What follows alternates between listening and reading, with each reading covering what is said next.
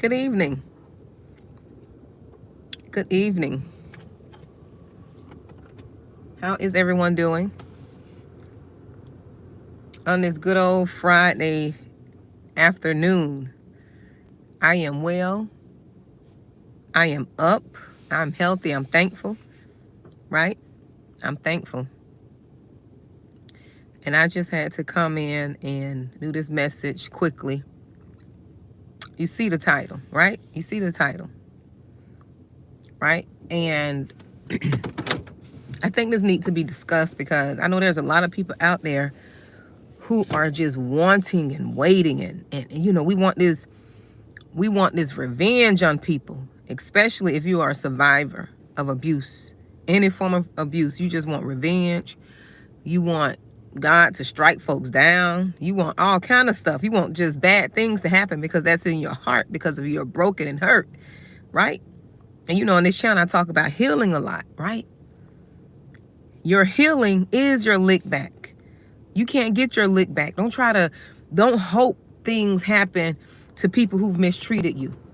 Your healing is your lick back. That's your lick back when you heal. When you heal. When you set boundaries, that's your lick back. When you cut communication off from people, right? When you cut off communication from people. When you set boundaries, you keep them out of your space, your bubble. That's your lick back. Because now you finally have boundaries. You can give yourself time to heal. You can heal in the place that hurt you.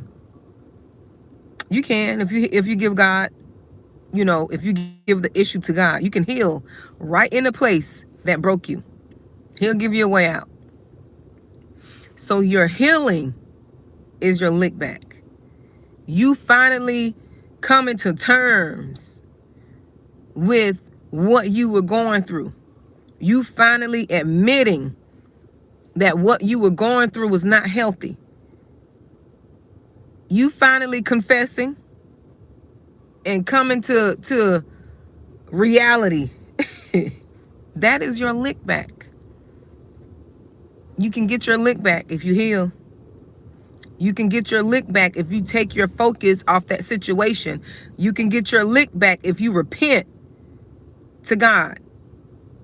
Repent to him and tell him, you know what, Lord, I'm sorry. I won't do that again. You can get your lick back. Recognize you made a mistake. Recognize that you were not healed. Recognize that you had some issues going on that caused you to get in that situation and stay in that situation, whatever that situation is. That's all you have to do. Acknowledge it. Acknowledge it so you can heal. That's how you get revenge. Revenge is becoming a better you. That is revenge. Revenge is your lick back is doing those things that you set out to do before you experience that abuse. You were doing something before you got into that relationship. You were doing something. You were doing something. You were headed somewhere. You were on a path before you were detoured. So you get your lick back by getting back on the straight and narrow. That's how you get your lick back. That's how you get your lick back. When you get back on the path that you were headed on before, right? Before you got to that detour. That's how you get your lick back. You don't have to sit around, wish, hope, and wait for revenge to happen to someone. No, what you need to do is focus on you. Focus on your healing. Focus on doing those things you want to do. Focus on getting your credit right. Focus on going to redefine yourself. Get you a different wardrobe, a different hairdo. Do all the things you wanted to do before you were detoured in that relationship. Before you were detoured and you took all your focus off you and put it on them. That's what you need to do. Go back. Go back. And think about where you were before you got into that toxic situationship.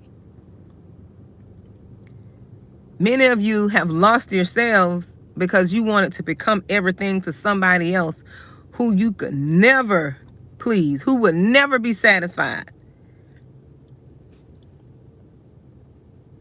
Who would never be satisfied. Can you all hear me? Is my connection good? Do I have good connection right here? Because I see my numbers fluctuating. Let me know if you can hear me, or am I going in and out? But yes, your healing is your lick back.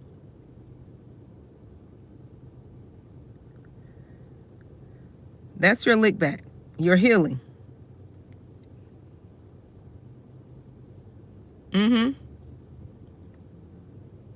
That is your lick back.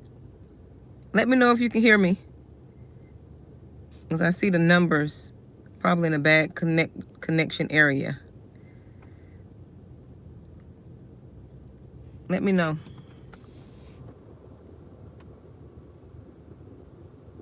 Can you hear me good? Let me see. Okay, thank you. Thank you, Brave Club, for letting me know. I had to go look at my bars. But that's what I wanted to come talk about. Your healing. You focusing. Right? That is the most important thing. When you heal, right? And that's what it's all about. It's all about healing. That is your lick back.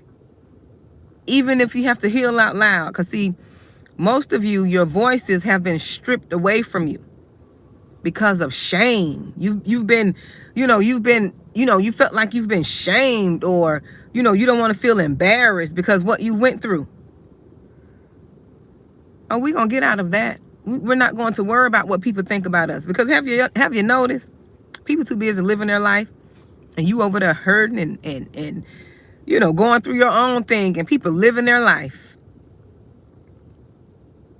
They living their life. And you sitting over there hurt, afraid to speak up, afraid to share your story, afraid to write that book, just afraid to do everything. And people living. The person who abused you living. Oh, that man on left you. He living his life. He don't go on doing what he want to do. Don't forget about you. He don't go on doing what he want to do with who he want to do it with. And you sitting over there crying and hurt, saying, why me? No. You better heal. You better get your lick back. You better go let that go. Let it go. Take responsibility and see why you allowed yourself to get in that situation in the first place. Because 9 times out of 10, when we go through these toxic relationships and get in these situationships and all kind of ships, the sinking ship, all of the ships, right? 9 times out of 10, we don't be healed. We don't be healed. We don't be healed, because if we were healed, we would have left the first time. Not the 1,000th time. We would have left the first time. Right? But we give people the benefit of the doubt, chance after chance after chance after chance after chance. How many chances you gonna give a person? And have you noticed all the chances you give people, they lose respect for you. The more chances you give someone, the more disrespectful they get. The more disrespectful they get, because you were the one that trying to have a good heart. You want to forgive. You say, what, I did some things too, so I can't. No. Nope. We don't do that. We give them chance after chance, thinking it's gonna get right, and it only gets worse. Get your lick back. Go heal. Go get your lick back. Go get your lick back. Become the person you've always wanted to become. Do the things you've always wanted to do. Let people live their life. You can't make a person do right by you. You have to learn how to do right by you. You have to learn how to be who you want to be to you. And when you be who you want to be to you, you're going to attract somebody who can be just as good to you as you being to yourself. That's how that works. We sit here and try to make people be who we want them to be. And now, don't get me wrong, now they do pretend like they can hold their end of the bargain. Now, don't get me wrong, they do be pretending. And they'll sell you a dream. They'll sell you a dream like they can do that part. They'll sell you a dream because they're speaking to your brokenness. They're speaking to them voids that you have. They're speaking to them voids, and they'll pretend that they can fulfill those voids, right? And you find out later they couldn't fulfill them. They just were selling you a dream because you were broken and you couldn't see. You couldn't see with your clear vision. You were seeing through that broken vision. You were seeing through them broken glasses. Your glasses all shattered. You see so many pieces, but you know, you're seeing so many different pieces. You know how glasses are shattered. You trying to put them on, especially the reading glasses, and you put them on and you can't even see through them. You're seeing many visions and many versions of people that you want them to be. That's how that go.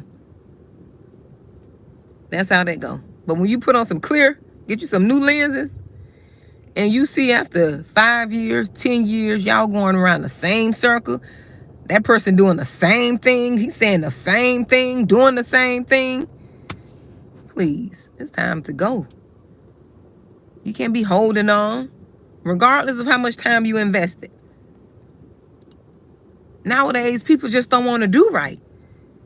You thinking you got you something, and you think y'all don't put all your, your differences aside and your little young childhood mind, things. You think y'all don't put your childhood issues and what y'all did early in a relationship. You think y'all don't put that aside, and you don't got older and joke out here still playing games. You better go ahead on and heal and get your lick back and heal.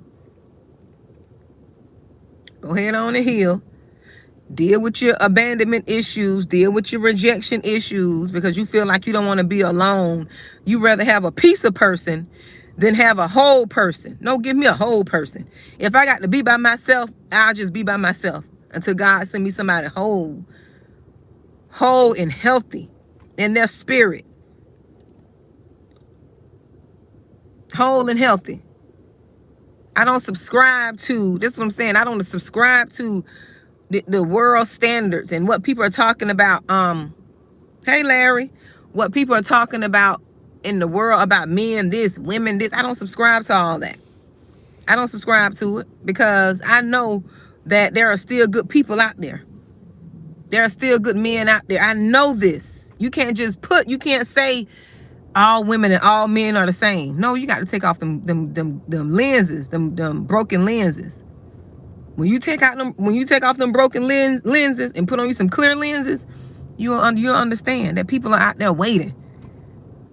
People out there looking and want somebody who's serious and want to build something together. If you desire that, some people may not desire that. But there are people out there waiting for good folks. They don't have time for all these games. You trying to build something and you you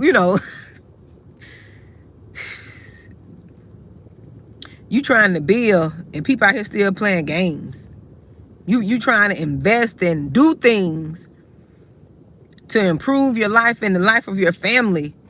And you still got people out here wanting to play games. They don't have no self-control.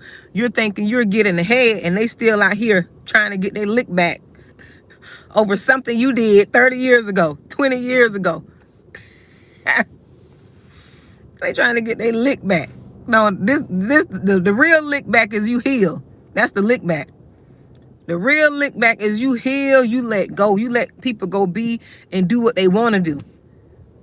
Don't keep you tied down in their foolishness. Keep you tied down in their ups and downs, round and rounds. It's time out for that foolishness. We getting too old for that. You still 60 years old. You trying to be a pimp. You 70 years old. You still trying to have some side pieces. Sit down somewhere and do right.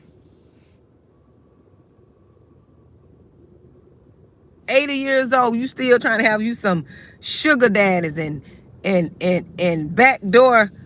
Sit down and put some Bengay on them knees so you can just stop trying to be out here, you know. You just stop being out here trying to have a sugar daddy and all this foolishness. We got to cut this out. We should be building, trying to break these curses off the family, and wonder why the children and the grandkids can't do right, because they suffering from what they grandma doing. Grandma out here sleeping around. She got 5 boyfriends. Never been married, but she got 5 boyfriends. Oh, that's your uncle. Ain't no darn uncle. Stop this foolishness. And wonder why these kids can't get married, because grandma out here being a thought. Grandma a thought. Granddad out here pimping. And we just laugh at this stuff, not realizing the spiritual implications that is having on the grandkids and the kids. Yes, we got to stop this. I'm going to talk about it. And we out here trying to get our lick back and heal, right? But grandma's still out there. Got all these uncles. All right, everybody's not your uncle. And we wonder why we can't get ahead. Wonder why nobody, the women in the family can't get good, healthy relationships. Because grandma, what she does affect everyone else. That's why you got to repent and break these curses. They want to talk about it, but we're going to talk about it. We're going to talk about it. Rasha Bar, I did say that prayer for you. I really did. I didn't forget about you. Yes, we got to talk about this stuff. And we sit there like it's normal. Like it's normal. And sit there and laugh about it. And these kids out here struggling and wondering why, you know, they can't have sustainable, healthy relationships. That's because of what your grandma did. That's why. Hi, Shakila. I'm well, dear. We got to break this stuff. Then get mad when somebody call this foolishness out. You're welcome, dear. Yeah, we get mad and don't understand. That's another thing, parents. And I'm not coming here speaking like I'm perfect. I'm not coming here with this high and mighty mindset, because if I would have learned the things that I know now, if I would have learned them earlier, there's no way I would have did some of the things that I did back when I was younger out of ignorance. But that's okay, because I had to repent for that stuff. That's okay.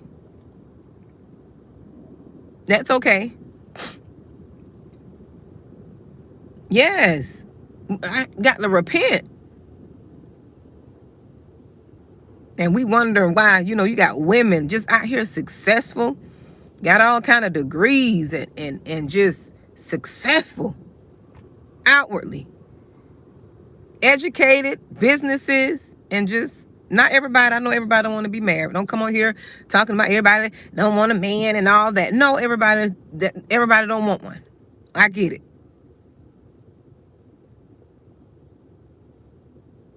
But we're supposed to be building and living and married and procreating God's way.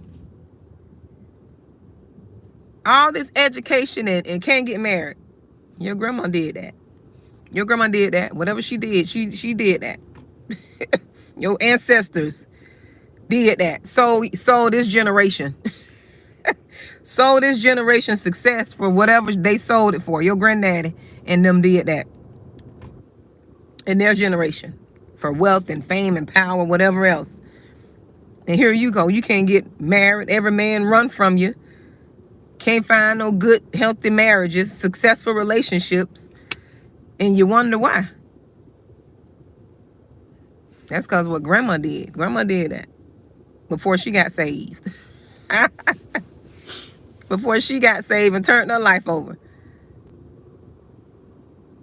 But that don't take away what they done before. I don't know who did what. But that don't take away when they open these doors to different things, right? It leaves us back here struggling with that stuff. And unfortunately, a lot of our family members, were very selfish. Yes, a lot of our family members were selfish. They didn't care about, hold on. They didn't care about what they did that would affect the next generation. They wasn't even thinking about the next generation. They were thinking about themselves. But I didn't want to get all on that. I'm going veering off the topic though. But yeah. You got to get your lick back by healing. We have to heal out here in these streets. Do the work on ourselves. Look at what we did wrong, where we went wrong. Acknowledging, you know what? I did that. I did that out of ignorance. I didn't know better. Acknowledging stuff, that's all. Just acknowledging, shedding light on it. I was desperate, or I wasn't healed, or I didn't love myself. I didn't know myself. That's okay. It's okay. Acknowledging, being aware of what we've done, and making those corrections. But that's the best way to get your lick back. Go heal. Start that healing journey. Start setting them boundaries. Yes. Start being thankful. And yes. Appreciating. Because some of us can't even get over that somebody mistreated us, or somebody don't want us, or rejected us, or tired of, don't want to be in. Some of us don't know how to handle rejection. But you have to think about rejection as God protection. You trying to hold on to what God is trying to, you trying to hold on to something God is trying to destroy. He don't want you in that situation. That's how you have to look at it. You holding on to dear life. And you said your prayers, God, please remove all my enemies. So when he come for that relationship, you thinking about, what is the world? What in the world? Is this my enemy? When he come for that friendship, when he come for that job, right? But we praying, and don't pray these prayers and you're not ready for the answer. That's what's wrong with us. We pray these prayers and we want these prayers to fit what we think is the issue. We pray these prayers, Lord, remove all my enemies. And when he start moving the people that you don't think is an enemy, you looking crazy. You looking like, when he start moving them family members and start moving them friends and start, touching that relationship, oh, you thinking, oh, all hell is breaking loose. No, all hell ain't breaking loose. You prayed that prayer. You told God to remove your enemies, and he's answering. He's removing them enemies, but you don't think they're enemies. You don't think they're enemies. Oh, they're enemies.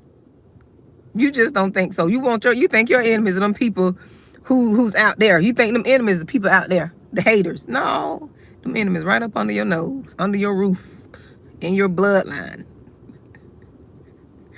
Them enemies right up under you. But you praying, Lord, remove my enemies. Oh, he removing them, all right. But you don't want to accept it.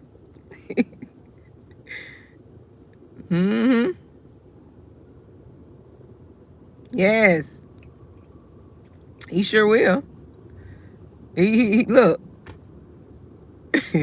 He go to moving people and shaking people. After that prayer, you looking cross-eyed. You looking cockeyed. Because he moving everybody close to you, sitting up underneath you. People who breaking bread with you, come to your house, sleeping in your covers and stuff. He go to moving them people. And you thinking he's moving the outside. No, he start with the inside first. First of all, he gonna deal with you, because sometimes you can be an enemy to yourself because you don't want to see the true enemies. You just blinded by love. Yes. So now, yes, Let the real people find you. Yep, he surely will. That's why I say he can't be praying prayers. In one of my videos, you got to be careful what you ask for. I don't know which one it is. I don't know what the title, but he gave me that message. Be careful what you ask for. My grandmother used to say that. Be careful what you ask for, because you just may get it. No, Lord, move all my enemies. Go to moving them children out your way. Go to moving them adult children. And people think it's crazy. No, it's not crazy. It's not crazy. You'll be surprised. You'll be surprised how the enemy just sit up under you. Sit up under you and plan and plot with everybody else. You'll be surprised. You'll be surprised. The way my life's set up right now, I don't put nothing past anybody no more. My expectations are very low, so I won't be disappointed. I used to have high expectations of people, especially family. Ooh, my expectations used to be way up there, because I put expectations on people because I put them high expectations on myself. My expectations be so high, I cut that. My expectation low of everybody. I don't expect nothing. If you do it, you do it. If you don't, you don't. So that's how I keep from being disappointed. I keep from being disappointed because I lowered my expectations. I lowered my expectations, right? I don't know. I don't do that no more. I let people prove themselves. Before, I used to just willingly, and I don't know why I was like this. I used to just willingly trust people until they gave me a reason not to trust them. Now I don't trust anyone until they give me a reason to trust them. Does that make sense? And I have my own little test that I have for people to pass. I don't do that. I had to learn. Have you ever noticed your strength can also be your weakness if you don't know the opposite side of that thing? Your strength can also be your weakness if you don't learn the shadow side, the dark side of it. I had to learn that. Your kindness can also be a weakness. Your kindness could be a weakness. Your caring, loving personality can be a weakness, because people see that and take advantage of you, use you, abuse you. I had to learn boundaries are golden. Had no boundaries at all. None. Had no boundaries. Now I know boundaries are golden. And if a person hate that you have boundaries, guess what? They can kick rocks. They can kick rocks.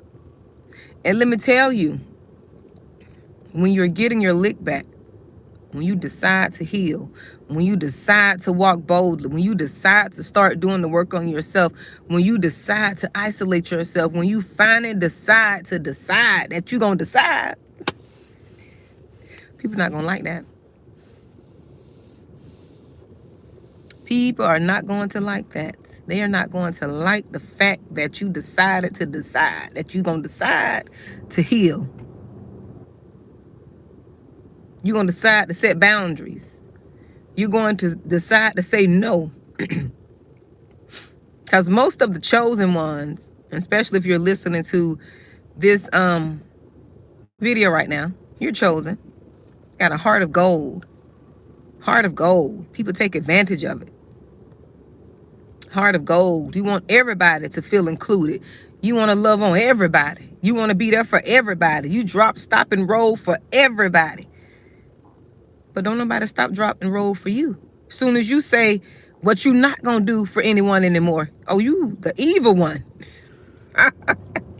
You the evil one. You don't curse the world out. You don't condemn the world because you said Enough is enough. I'm no longer going to be your doormat. I'm no longer going to be your yes man. I'm no longer going to be ruled by your emotions and your subliminal messages and your indirect messages and your gaslighting and your abuse. I'm no longer going to be subjected to that anymore. Oh, now you, the devil.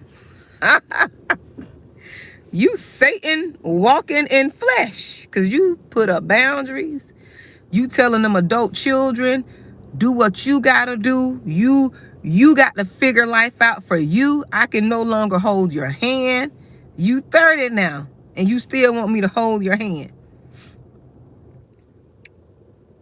You 40, and you still want me to hold you and bail you out. No, I love you. You're gonna have to figure it out. Enough making you feel guilty. Maybe you were not there for them in the beginning because you had your own stuff going on. Don't be held hostage to people, but to their expectations of how you supposed to do things. That's why I'm preparing my children right now. The ones that are under my roof, preparing them for this world. Try to get them as much knowledge as I can. You got the 25 years. I'm always be there for you. I'm always be there for my children. The ones who want me to be there. Because, sometimes them kids get to where they don't want to listen to your counsel, but they still want you to do stuff for them. It don't work like that. You're not going to do what you want to do. Especially you're not going to disrespect me and still think you're supposed to get money from me, get help from me. No, we're going to be respectful. If you can't respect me, go ahead and live on your own. Go ahead and live your life. I had to learn, because I was one of them moms. I was one of them parents, because I didn't have my mom and daddy there. I said, I'm gonna be there for my kids. I'm gonna make sure my kids got that love and support. I'm gonna make sure I'm there no matter what. Oh boy, but when them jokers get disrespectful, I had that one that got disrespectful and want to do what he want to do. And yes, I'm going to talk about it, because I know people, like you mentioned it before, because it's part of my story. I'm going to talk about it. He want to do what he wants to do. Live his own life. And I don't mind you living your life. You can live your life, but you're not going to disrespect me. You're not going to be creating lies and making people seem like I'm just the worst mom, because I'm making you responsible for your actions. You're going to be responsible. You're going to be held accountable for your action. And that goes from any of my children. You're going to be held accountable. Yes, you're going to be held accountable. Regardless of what people want to say, hold them kids accountable. And see, what that son, that oldest, he thought, because I grew up, this is how the enemy working these kids. He thought because I had a void of my mom, and see, these children know this stuff. That's why I say you got to let the Holy Spirit guide you, because these kids will use stuff against you too and play on your emotions as parents. So he thought, because I've always talked about, I'm gonna be there for my kids. My kids this, my kids that. I love my kids. He's the oldest, so he know, right? He knew how much I love my kids and adored them and wanted to be there for them. Right? No, the world was surely will, Keisha. He gon' and that's what I said. I pray for my baby. I love him, and I love him unconditionally. Although he don't think so, I love him unconditionally. But when he decided he'd want to leave and say, you know what, I'm my own man and I can do it myself, guess what you got to do, parents? No matter how it hurts, you got to let them do it themselves. You got to let them do it themselves. You got to let them figure it out. You got to let them figure it out. One thing I know in this life, like my grandmother said, when you make your bed hard, you're going to have to lay in it. And how bad it hurt me to teach my son to lay in his bed after all the chaos and all the confusion and lies that took place. How hard it hurt me, how bad it hurt me, I had to let him do it. I had to let him lay in that bed, regardless of what people said. You know, I had people saying, oh, don't turn your back on your son. Don't turn your back. But they had no idea that this son wanted what he wanted. He said it. I just didn't run behind him. He thought I was going to lose sleep. He thought I was going to run behind him. I love my son. That's my baby, my firstborn. But what I would not do is play them games. You want to play, you and the enemy, you and the devil, you and those ones who enable him. I'm not going to play them games because I can't take my focus off my destiny and my purpose to play the games that he has going on. What I can do is release him into the hands of God. And that's what I did. I released him and I prayed for him. Respect his decision, right? You got to respect them. You got to respect their children's decision when they get grown. Y'all don't have control over them kids. Moms, dads, let that go. Let that go. You got to remember, when you were out there, you didn't always listen to your parents. Tell the truth, shame the devil. You didn't always listen to your mom and daddy. You didn't always listen to your mom and dad. You got to let them kids learn the hard way. Just like you learned the hard way. Let them learn the hard way. That's one thing I said I wasn't going to be ashamed about. See, I'm not going to come on these videos as if my life is all together. You know, when the Lord told me to start this responsibility channel, he told me to be authentic. He told me to speak the truth. And he told me not to be ashamed of the stuff that I experience. And as he give me unction to release certain stories, that's what I would do. And it's not, and you can tell it's not out of malice, and it's not out of anger, because you can feel when somebody's coming on these videos and they're bitter and they're bleeding and hurt. You can feel that. I don't come to y'all with none of that bleeding over you all, because I'm spirit led. When God give me unction, when he give me the go, I have to say what I need to say, regardless of who like it or not. I'm going to say what it needs to be said. This is my perspective. He may have his own version. My son may have his own version. But this is my perspective. This is my truth. Right? Don't let these kids hold y'all hostage. You got to love your kids. But when you know you've done all you can do, and you try to understand and talk to this child and try to see, where they're coming from, and just because you don't accept certain things and don't agree with it, don't mean that you... See, this is what I don't like. I'm going to say this. When it comes to this world now we live in.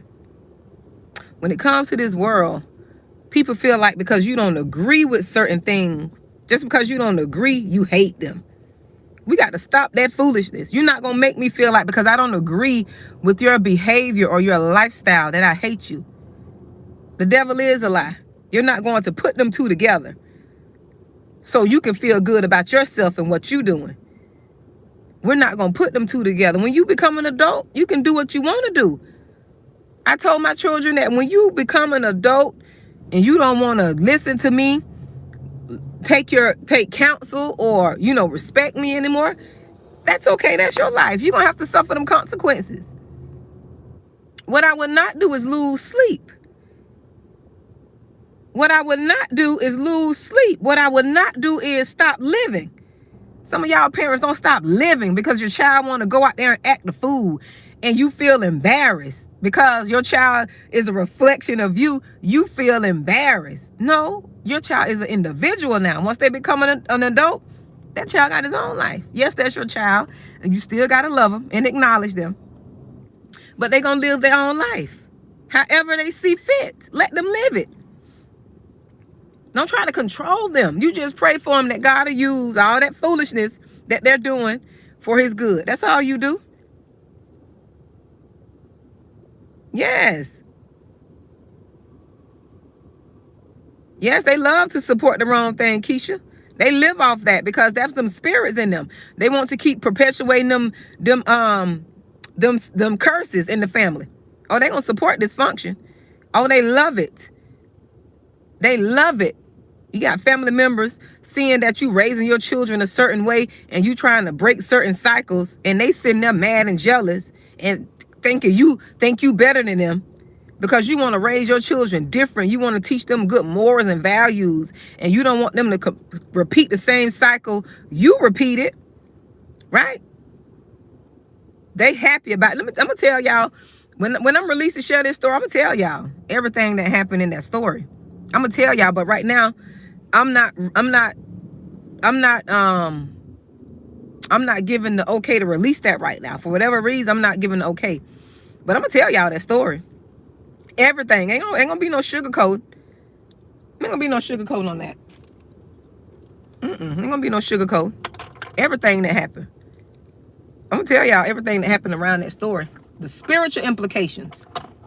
There were spiritual implications around this here. You know? Spiritual. Yes. They love that wrong. They love perpetuating that wrong. And you know, you got family sit there, you trying to raise your kids to be good standing citizens, and you don't want them to you don't want to repeat the same thing you went through. So you trying to do right, and you know you have family. As soon as something, y'all put a 1 in the comment. Put a 1. I don't mean to dangle my lip gloss, but put a 1. This the funny part. I peep game. The spiritual game. I could see it far away. Okay, you trying to, and see, listen, you trying to teach and raise your children different, right? You don't want them to grow up with the mindsets and continue to perpetuate the foolishness that you experienced in the family, right? So as soon as they hear something pop off with you and one of your children, because you think you better than everybody, right? That's what they say. You think you better than everybody because you trying to raise your children different, and you don't pull them up out of the hood, and you trying to raise them differently, which there's nothing wrong with being raised in the hood. There's nothing wrong with that. Sometimes that's all people have. You still can have morals and values coming from the hood, right? But as soon as something, because see, them family members that already got this mindset, right, of you, this perspective of you, they already got this mindset. So they already think, oh, you think you better than us. You think your kids all that. You think you this, you think you that. They already got that mindset. So when something happened to one of your children, like what happened with my son, it was almost as you can feel the joy in people, right? I'm not gonna get into details of what happened to him, but you can feel the joy from people that they were happy that happened with my son, because they felt like, I just thought my kids were all that, and now this their thinking. This wasn't my thinking, because I grew up knowing that when you have children, your children are going to go through life. Your children are going to have their own journey. Your children are going to do things that you don't approve of, but you just have to pray and ask God that he used that to teach them a lesson. Your children are going to experience hardships in life too. I never had that mindset. But see, they thought that, right? So when your children experience things, oh, them family, they laughing, or they in the group chat, girl, you heard what happened? Girl, I can't believe she did that. Girl, she didn't even do this. Girl, oh, child, let me tell you. Oh, child, them phones were blowing up. Them group chats, them text messages, them group chats, them DMs, they were blowing up over assumptions. Blowing up. They were blowing up. Girl, let me tell you what happened. Child, you heard what happened to her? Oh, girl, you heard what happened to... Oh, it was blowing up. Blowing up. Mm-hmm. Oh, she wrong for that now. Look, Keisha. She wrong for that. Now they don't call and check on you. Don't know what's going on in your life. Don't know what you've been battling with these kids. Don't know what you've been dealing with, but all over assumptions. Okay, you got to tell the truth, shame the devil. All over assumptions. Oh, they don't create a whole narrative that is not even close to the truth. Thank you, Miss Candace. Oh, you can relate. Exactly. See, I'm gonna tell the truth, shame the devil. That's what I'm gonna do. That's why God told me to start this channel. Don't be afraid to speak the truth, because you're gonna help people get delivered. Yes, they good. for talking about you. And half of the ones that's putting their mouth on you, they need to be quiet. They doing worse than you are. They still broke, busted, and disgusted and can't be trusted. But they got a nerve to talk about you.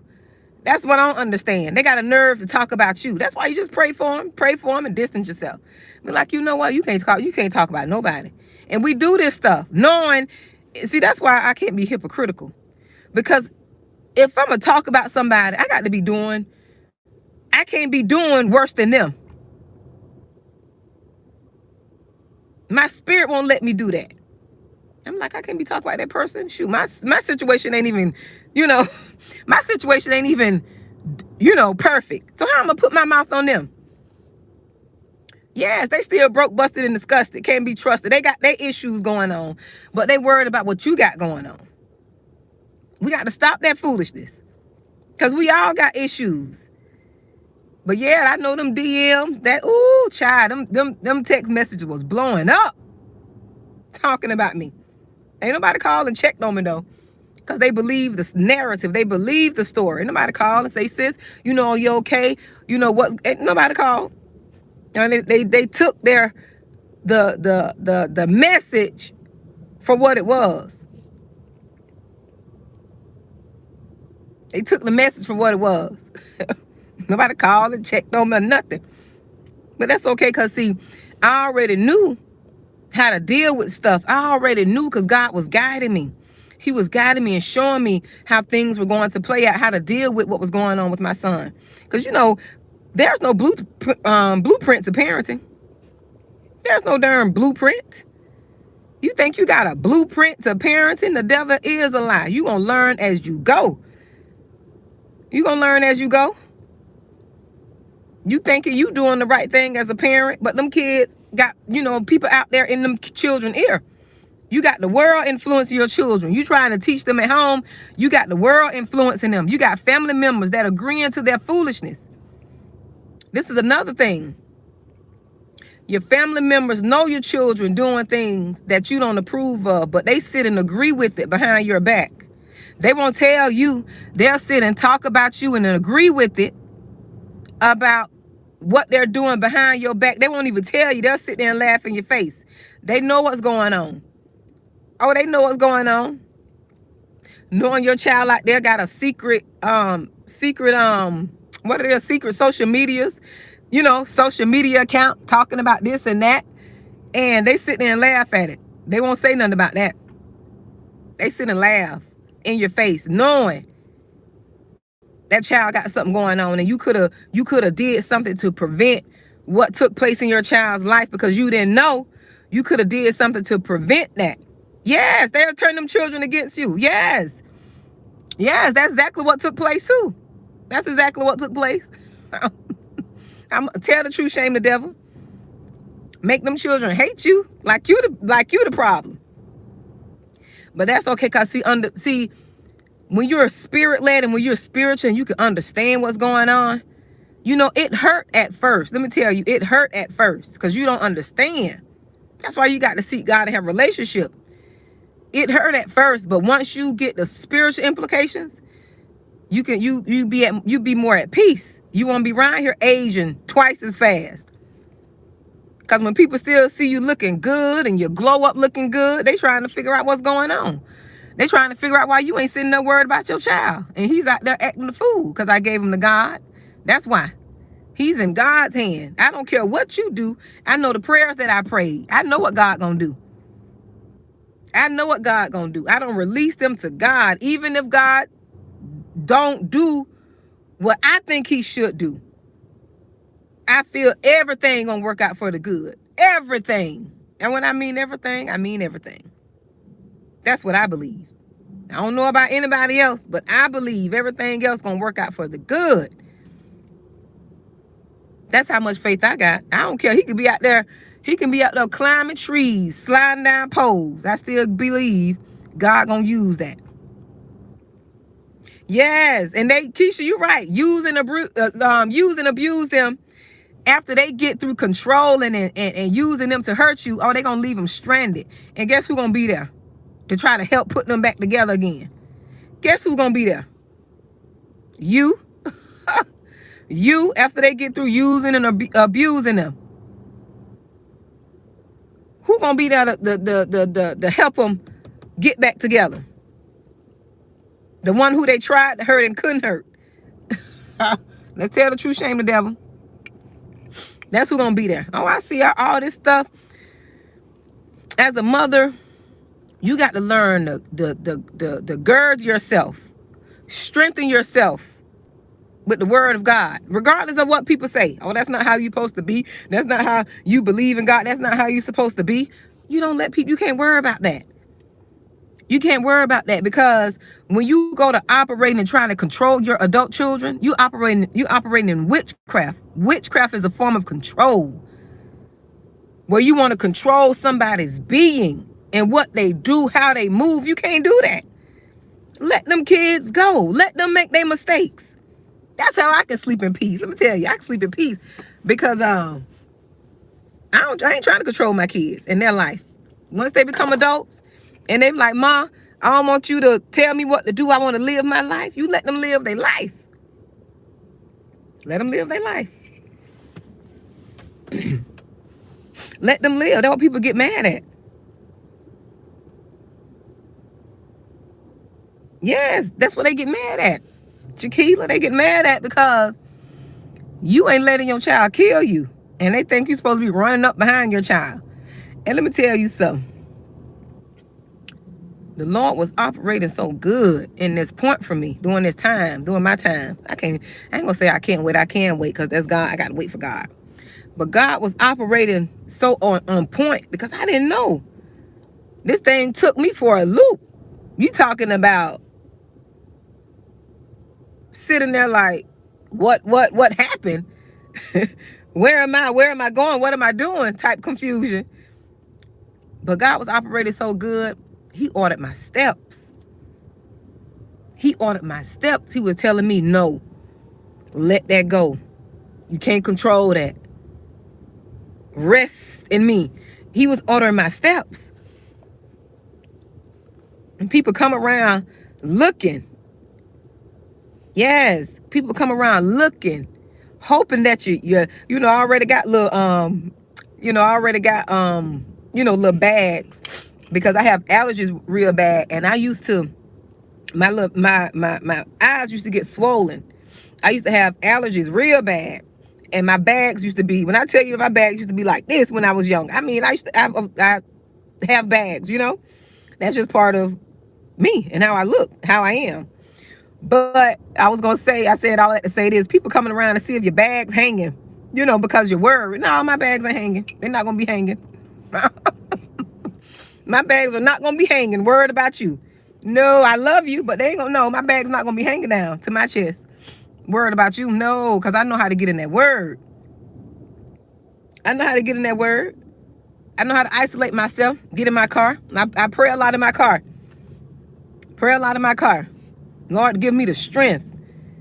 Give me the strength to endure. Give me the strength to stay level-headed. Give me the strength so I won't lose my mind. Give me the strength to stay focused. Give me the strength, Lord. Now, I say that in a minute. In the name of Jesus, give me the strength. I'll Matthew 21:22 that thing. In a minute, I'll Matthew 21:22 that thing. That's where my strength comes from. My strength comes from the Lord. I can't be sitting around here worried about what people do. I used to be like that. That's why God delivered me. God delivered me. He started working on me because, see, he saw what was ahead of me. He saw that my son was going to go through his thing. And he saw that probably would, if I wasn't healed or doing, yes, Keisha, if I wasn't doing the work, let me tell you how good God is. I can go and I can say this here. Let me tell you how good God is. And I'm not saying this to be all religious, sound religious. I have to say this for people. When you put your trust in God, he'll go to preparing you for what's to come. He'll prepare you for what's to come. And don't you know God is so good? And I didn't think about this till later, because I would have lost my mind. When what happened to my son happened to him, I would have lost my mind. But God was girding me and preparing me. He put me. I ain't never fasted a day in my life. But God put me on a fast. He took me on a fast. He took me on a fast for a whole 3 years. No, I didn't fast every day for 3 years. He took me on a fast from the first 3 days of the year. I fasted for a certain period of time. 3 years. And I dare to say, if I didn't take that, if I didn't go on that fast, I dare to say, if I didn't start building my relationship with God, I dare to say I would have lost my mind. I would have. I would have. I would have. But God was strengthening me spiritually. He was getting me ready for what's to come. When the enemy thought he was going to come devour me and break me. No, I was already being built. He was strengthening me. I didn't see that coming. That came out of nowhere. That was out of the blue. Out of the blue. But I thank God it happened. I wouldn't change it for nothing. I don't wish it was different. I really don't. I don't wish it was different, because that taught me to not have my expectations so high of people. I learned about a lot of people during that time too.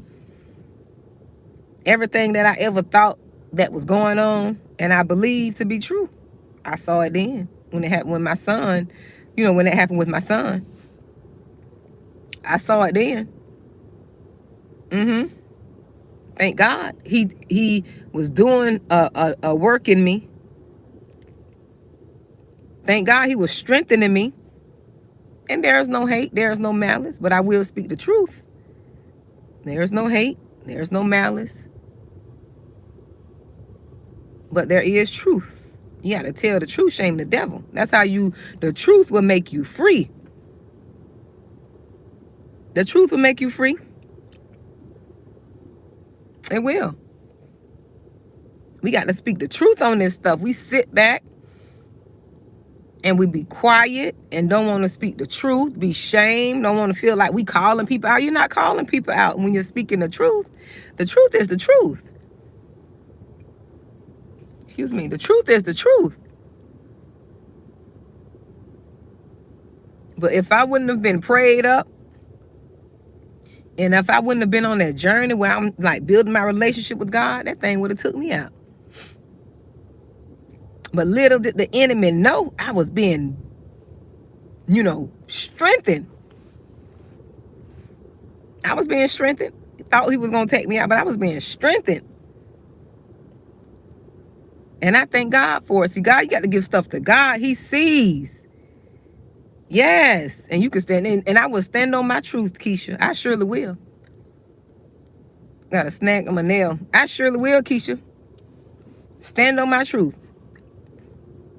And I'm willing to stand alone when it comes to the truth. The truth don't need a crowd. The truth do not need a crowd. That's why God delivered me from that rejection and abandonment spirit. I'm going to break these curses. I don't care what nobody say. I'm going to break these curses. I'm going to break them. They going to stop with me. They surely is. We're going to stop this foolishness in the family. We surely is. Y'all can just bring it on. We're going to stop this. We need to shed light on this stuff. Shed light on the truth. Shed light on the truth. Sit around and talk about each other instead of to each other. If you got a problem, tell me what your problem is with me. Tell me what I did. Don't sit around and go being vindictive, holding secrets, keeping information, lying to each other. Lying to each other, going with your assumptions, telling lies, assuming stuff.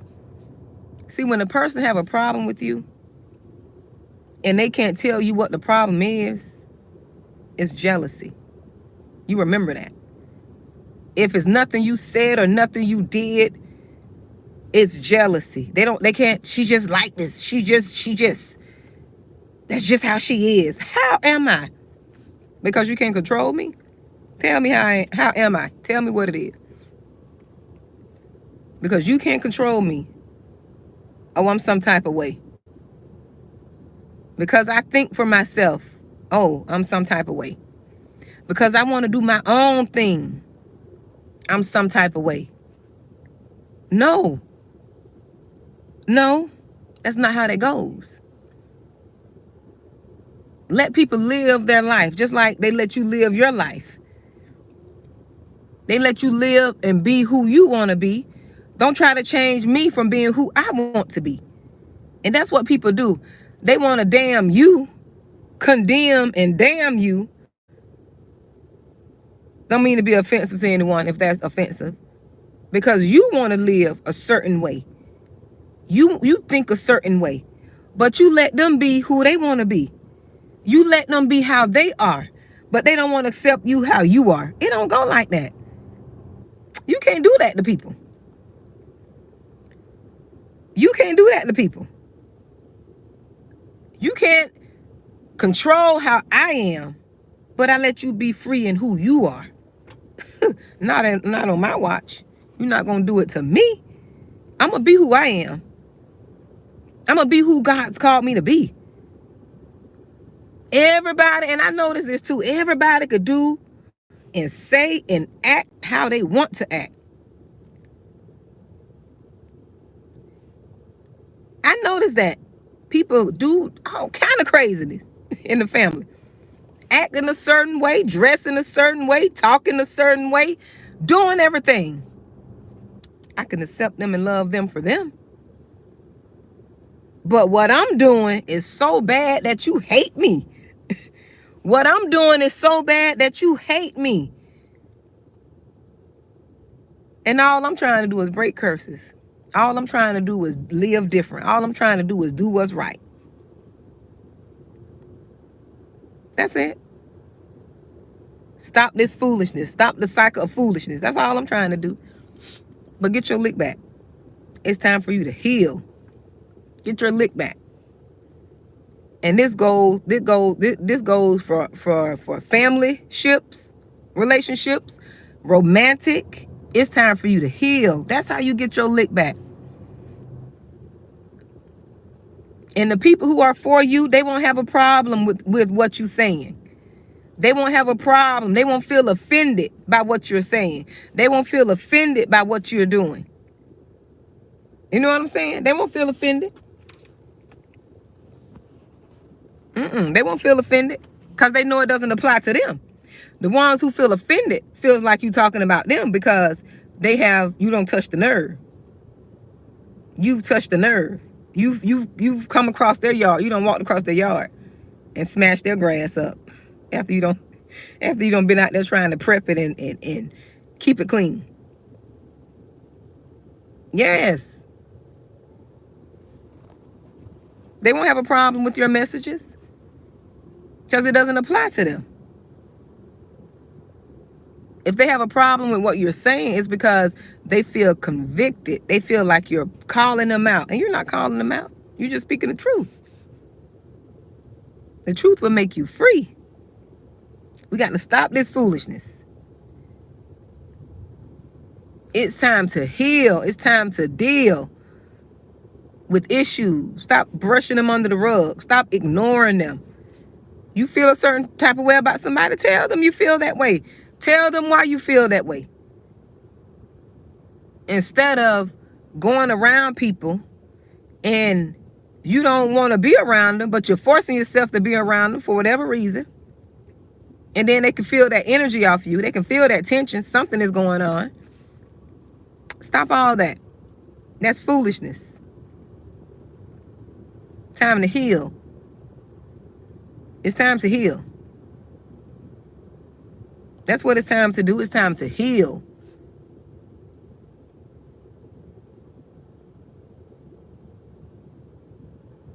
Get past stuff. Stop ignoring it. But anyways, that's all I wanted to come talk to you all about. Your healing is your lick back. Right? It's time to heal. It's time to set boundaries. It's time to deal with you. You are the common denominator in your situations. So if people keep doing things to you, it's because you are letting them do it. Setting them boundaries. Don't be afraid. Regardless of how many fits people have. See, that's another thing people do. They have a fit because you want to set boundaries and you don't want to deal with the fits they have. Let them have a fit. Let them go ahead on over there and have a fit. Let them have a fit. Let them have a fit. Let them deal with themselves over there because you got boundaries. What's wrong with you getting boundaries? There's nothing wrong with that. It's just that they no longer can benefit. They no longer can benefit from your lack of boundaries anymore. And people love when you don't have boundaries because they get to rule and reign in your life. Yeah, they get to rule and reign. You don't have no boundaries. We can say, we can ask her for this. She'll do this. She gonna jump. When we say jump, you know, when I say jump, she's going to say hi, hi. Yes. Yes, they really don't. Miss Candace. They really don't. People want to do and say anything they want to say to you. Oh yeah, you used to be so, no, I didn't know. So let me translate that for you. Let me translate that for you. Oh, you used to be so nice. Oh no, that translates into, I used to be able to manipulate and control you and do what I want to do in your life. That's what that translates to. That's what that translates to. Now you got boundaries. They want to make you feel guilty. Feel guilty. No, feel guilty over there by yourself. I no longer feel guilty. I'm going to set these boundaries. That's what we're going to do over here. We're going to set these boundaries. And people don't want you to have boundaries. You know, they like to translate. And I'm going to come, I have another message that was put on my heart. And I wrote it down. I don't have the message, the entire message itself, but the title I wrote down. And that message is going to be called, don't let people stay humble you out of your blessings. Stay humble you out of your calling. You know them stay humble people. Stay humble. You know them type of people. I got a message for you all for that. I don't know if I'm going to do it. I may end this live and come back and do it. But I'm out here taking care of some business. So, but you know them people. They'll stay humble you. Stay humble. Stay humble. As if you're going around talking down and looking down on people. You're not doing that. You don't think you better because you want better. People like to say that to keep you on the level they are on. That's what that stay humble means. Stay humble means, I ain't gonna go into the message because I'll be here another hour. But that's what I want to come and talk to you all about. Right? You see, I love talking.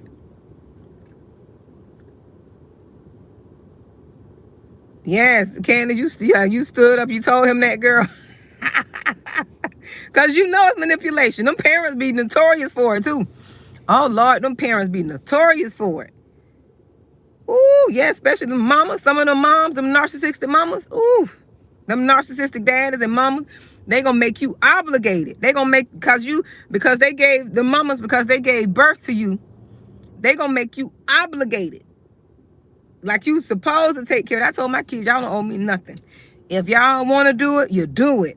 But I'm not going to hold y'all to make them feel like they're obligated to take care of me. That's why I'm trying to get my finances right. So I can take care of myself. I don't want to be a burden on my children. I never did. Because I saw parents, especially in the black community, we become a burden on our children that they can't live their life. They can't build wealth. Because we didn't prepare in our youth. So when you get older, your child have to become your caretaker. We got to stop that foolishness. And they don't spend up all their money trying to take care of you, and they can't take care of their family. So they feel obligated because you mama or daddy. Now, if I just can't do it, that's just different. But I need to be responsible while I'm still young. And plan for that. Plan for how I'm going to be in my old, because I don't plan on getting old anyways. But just in case, I can't control life events. Just in case, don't make your children obligated to take care of you. Obligated to buy you stuff. Obligated to, wine and dine you. No, my children, yes. And that's unfortunate. Lara, yes. Your children should be your retirement plan. That's foolishness. That's something I don't agree with.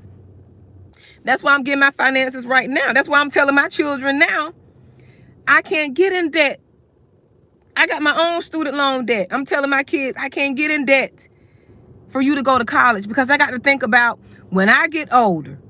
I want them to finish college, but unfortunately we were not in that. And they got scholarships and stuff, but unfortunately we were not in a place to really prepare them and pay for college, right? And parents, if you can't pay for college, tell your children, listen, it's their responsibility. They can get they can get scholarships. You can help them. I'm helping my children. But at the same time, loans is a no-no. I still got loans. And we can't be foolish to keep going taking out loans knowing we getting older.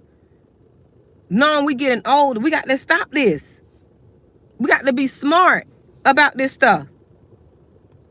I need to be in the financial position so my kids won't be my retirement plan. When they get their spouses want to live their life, I'm sitting here, I need this, and get mad. And get mad too. Because they don't want to take care of me. Or they don't want to take care of you. You can't get mad. That's why I'm preparing now. I'm trying to get situated now while I'm young and able-bodied. I know things are expensive. That's no excuse. Whatever I got to do, however many jobs I got to work, whatever debt I got to pay off. And if I can't do it, I just tell my kids I can't do it. If it's something I can't do, I can't do. Because I'm thinking about when I get older. I can't have all this debt. I got to be able to take care of me. I can't rely on my children to take care of me. I can't do it. If they want to, fine. But I'm not the type that like somebody to be waiting on me hand and foot. If I can help it, no. I'll figure it out. Let me do it. We got to stop that. Them kids are not, they're not our retirement plan. Let them kids live their life so they can build wealth. And stop trying to manipulate and gaslight them kids. I've seen it done. I've seen it. Oh, I've seen it. I've seen it. No, I took care of you. I'm mama.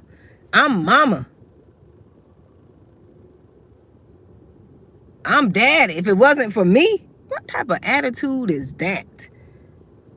If it wasn't for you, no, if it wasn't for God, you're not God. You're not God. We got to stop this. That's why I see why people don't like me. I see why people don't like me. I'm going to tell the truth. Y'all got to let mom make provisions. Take your money and make provisions. Turn that cable off. You take that cable bill money, get you some life insurance, or get you some type of plan insurance for your elderly years, if you plan on living that long. Stop this foolishness. Sacrifice now so them children won't have to be having all the burden on them. Turn that cable off. You don't need cable. You got YouTube. Turn that cable off. You don't need to be paying $230 for cable. Turn it off. Stop that foolishness. Get you a Fire Stick. Do it a legal way. Kids around here stressed out because they got to go. My mama this. My mama sick. I got to take my mama. My daddy. No. And then you getting mad because them kids can't wait on you hand and feet because they trying to work. They got a job where they can't take all them days off. You want them to take days off and miss stuff because you need them? Let them kids, that's what I'm saying. Let them kids be kids. That's what I tried to do. I tried to let my kids grow up and be kids and not take on the responsibility and the burden like I did, which I didn't mind because it taught me. I couldn't really be, when I was a teen, I couldn't really be a kid fully because it was all I knew. I was helping my grandmother and stuff, and I didn't complain about it. I thank God for it because she loved me. She didn't make it, she was appreciative. One thing about my grandmother, and that's why I didn't mind. I would break my back for that lady. I didn't mind. She didn't put no pressure on me, make me feel obligated like I was supposed to do it. She didn't make me feel like I was supposed to. My grandma didn't make me. I used to go get her medicines and stuff.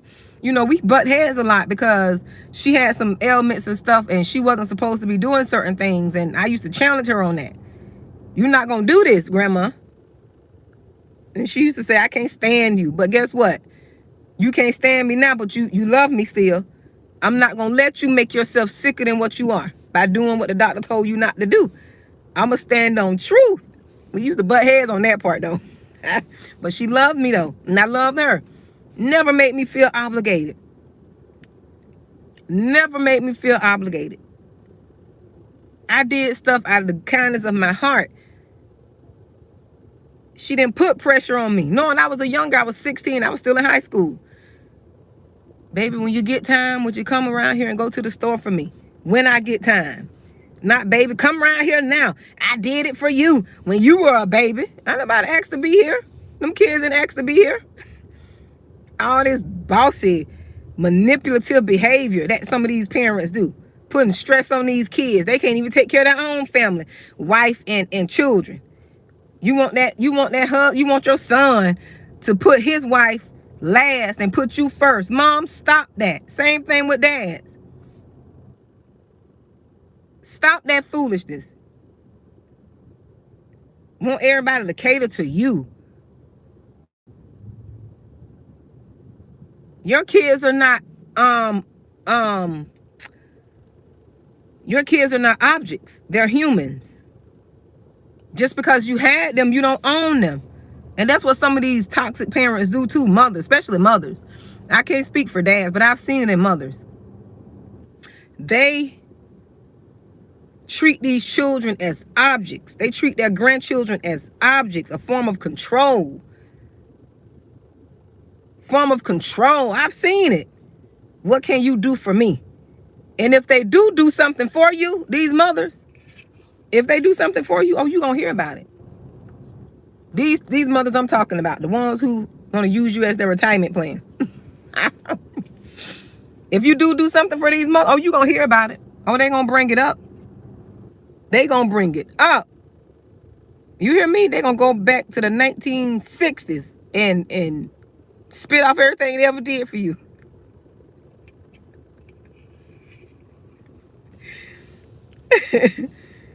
Yes.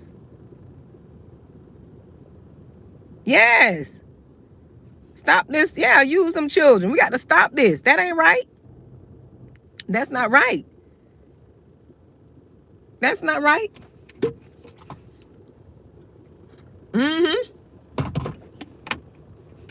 It's not right at all. And see, when you talk about this stuff, people get mad. They'll come for you. Who you think you is? You ain't nobody. Who? What? If it doesn't hurt, if it didn't hit, you wouldn't get mad. You would not get mad.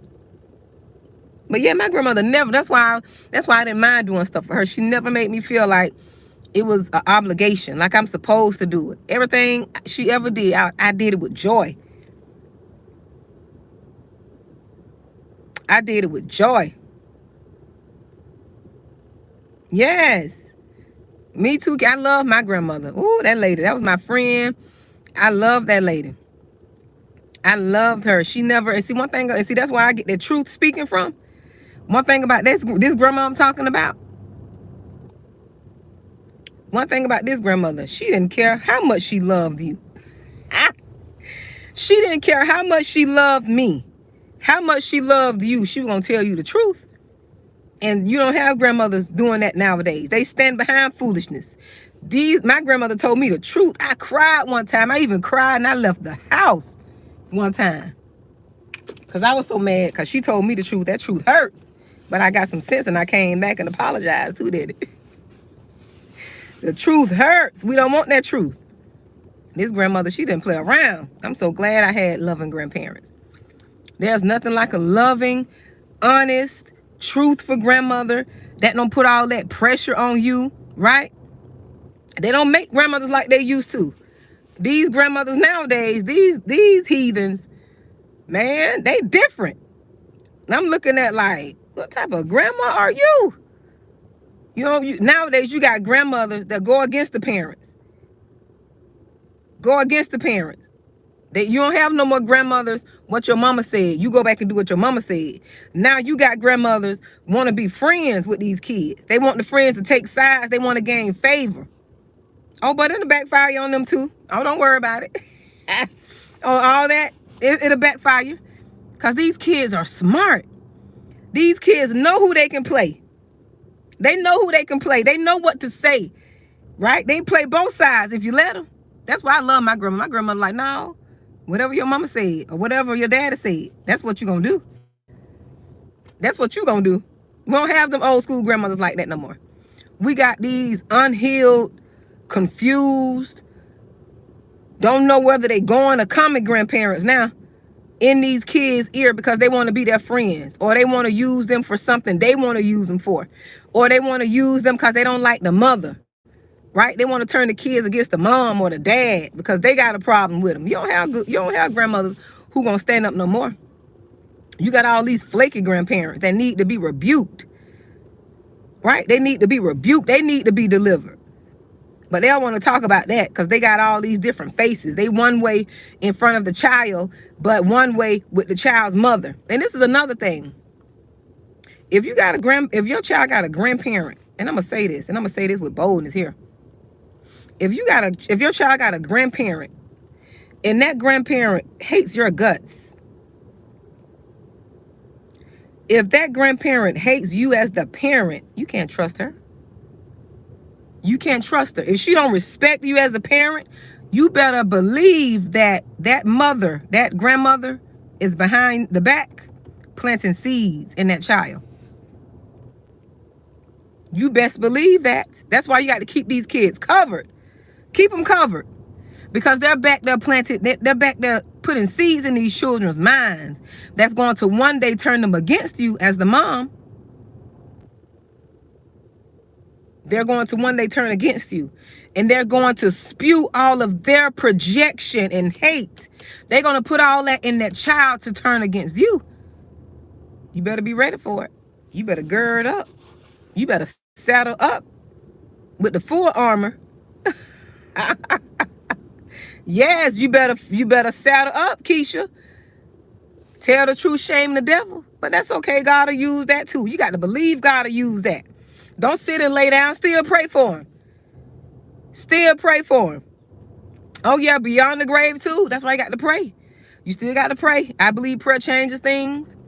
And I believe them curses could be broken. That's why you got to repent and you got to come against these curses because that's the seeds their parents planted in them. Them seeds of discord, seeds of strife. Jealous because you got a good relationship with your children. Them grandmothers don't like that. They don't like that, and they'll do anything to come between that. They will. We got to tell the truth, shame the devil. We got to tell the truth. They sit there and plot and plan and see how they could destroy the relationships. That's what they do. They sit and see how they can destroy relationships that them children have with their parents. And sit back and pretend to be the savior. Like they saving the child from the parent. Only to get what they want and use them. But God, you got to let God deal with them. Because all that's going to backfire. You got to know. You got to know the God you dealing with. You got to know the God you dealing with. When you know you doing what's right and your heart is pure, and they back there deviling and evilness and witchcraft and doing all this stuff behind your back, you got to know it ain't going to end well for them. And you got to believe that I don't care what you see, you keep praying. And you ain't got to pray no prayers of harm. Don't pray them prayers. God, that's why God say pray for your enemy. God, that stuff gonna backfire. When it backfire, you're gonna be on the front row. Don't laugh either. Don't laugh. Don't sit and rejoice. Just sit and watch. And say, Lord, bless their heart. They thought they were doing something. Bless their heart. Twice as worse of what you went through. It's gonna be twice as worse. Twice as worse. Don't worry about it. Just keep praying. Keep praying and speaking your truth. Stand on your truth. Don't bow down. That's what you got to do. Keep praying and speaking your truth. The truth, look, my grandmother, this same grandmother, This same grandmother was so wise. She said, the truth will outweigh a lie any day. The truth will live longer than a lie. And I believe that. I stand on that. I don't care how many years it's been. I stand on that because truth is consistent. The truth is consistent. A lie is what's shaky. The story changes every 5 minutes. That's a lie. The truth is gonna stand. The truth gonna stand. It surely will. Truth gonna stand. And you got to live your life. Don't put your life on hold when you're going through these things, these different trials and tribulations in life. Because God told us these things will come. Especially when it's dealing with your kids. Them be the hardest ones. But you still have to trust God. You got to keep your mind in a state where you trust God at all times, regardless of what it looks like. Because you got these jealous spirits. They jealous of you. They jealous because you're a better mother than they were. You were a better mother than they'll ever be.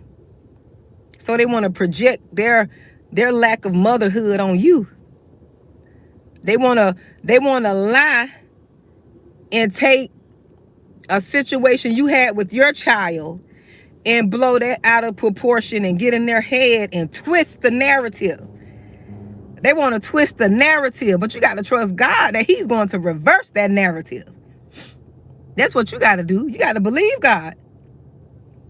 They want to twist the narrative and they went and perpetuated their lies. You got to believe that God is God. He sits high. He sees everything, especially when it comes to the chosen. One thing about it, you better find out who you bothering with. When you dealing with people and when you coming up against them, you better find out which ones you bothering with. You better find out, are you bothering with the ones that just say they pray and believe, or find out, are you bothering with the ones that just believe? Them the ones you better find. You better do some research. That's what you better do. You better do some research. You better find out if you messing with people who say they believe and pray, or just messing with people say they believe and they just say they believe. They don't really believe. Because them people with strong faith, God moved for them. I don't care what you say. God moved for them. He moved mountains for them. Nobody can tell me otherwise. I know what I've seen over the years. And it don't turn out good either. Never turned out good. But you got to stay in peace. You can't do tit for tat. You can't try to work things out in your own will. You can't fight in your own flesh. That's not how you fight. You got to fight spiritually. And spiritually is letting go and letting God. That's spiritual fight there. You let go and let God. You pray. You tell God, Lord, you know this situation ain't right. You know it's not true. You see what's going on, and leave it as that. Be happy in that. Be happy in that. Be happy. Be content. And know he's going to work it out. While the enemy is playing checkers, God is playing chess in the background. He's looking at what's going to happen beforehand. The enemy is just looking at what's happening now. He's looking at the chessboard, the checkerboard. But God is looking at the chessboard, future. He's already putting the pieces together before you. Just like he had me praying and fasting before the situation happened. You got to believe it.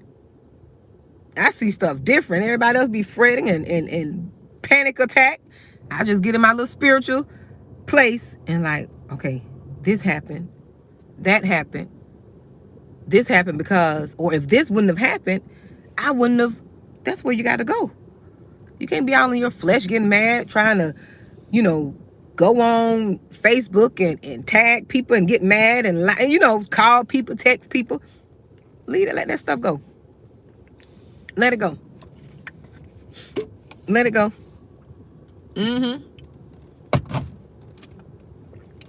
Let it go. Let God deal with it. Yep, let God deal. He'll deal with it. He will deal with it. It is. It's so hard. Manipulation is hard to watch. I had to sit through it. I had to sit through it and watch it play out. I had to sit through some of the most horrific manipulation and deception. When I'm released to tell the story, I am. When I'm released, I won't be holding anything back. Maybe a book will be birthed out of it. Maybe a book will be birthed out of it. I won't hold anything back because it's my truth. It's my truth. One thing about your truth, you can tell your truth how it's supposed to be told. And they can tell their side. But the truth gonna always outweigh the lie. Like my grandmother said. Can y'all still hear me? Because I put in my charger and I don't know if it went to my Bluetooth. I don't think let me know if you can still hear me. But yeah. This is gonna free somebody. We got to be free from this type of stuff.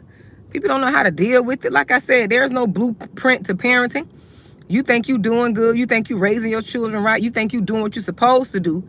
You think you doing what you know to do, right? Yes, you think you doing what you supposed to do, and you doing the right thing, and you got the enemy in the background. And see, I was young when I had my son. I was 20 years old when I had my oldest. And a lot of the stuff I know now, I didn't know back then, right? I didn't know as a young mom because, see, I grew up with a loving grandmother, right? Hi, Sheila. I grew up with grandmothers who stood on truth, who didn't come against the parents, right? Who didn't go against what the parents said, even though they didn't like the parents. I grew up with those type of grandmothers. Unfortunately, my son didn't grow up with those type of grandmothers. He didn't have that.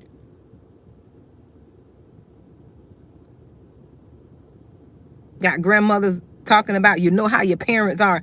How your mom and dad is. How it is. What kind of grandparent is that? You're planting seeds of discord. You're planting seeds of discord. You're trying to get in this child's head to make that child rebel against the parents. While we're trying to teach him to be respectful and honorable. And see, I didn't know, right? I'm gonna talk about it. I didn't know how to cut that off without feeling like I'm being mean, because I wasn't healed then. I wasn't healed at this time. So I'm trying to manage my emotions, trying to manage on whether or not am I gonna be a good mother because I stopped that relationship with him and his grandmother, or am I gonna be a good mother because I don't want to make my husband mad because that's his mom. I'm going to talk about it. That's all I'm going to say. I didn't understand. I was young and I was trying to learn how to be a mother too, right? I didn't understand. But when I look back on the situation and all the years of the seed planting and the manipulation and the buying of things and the different things, it was all part of the plan. It was all part of the plan. It was all part. But that's okay.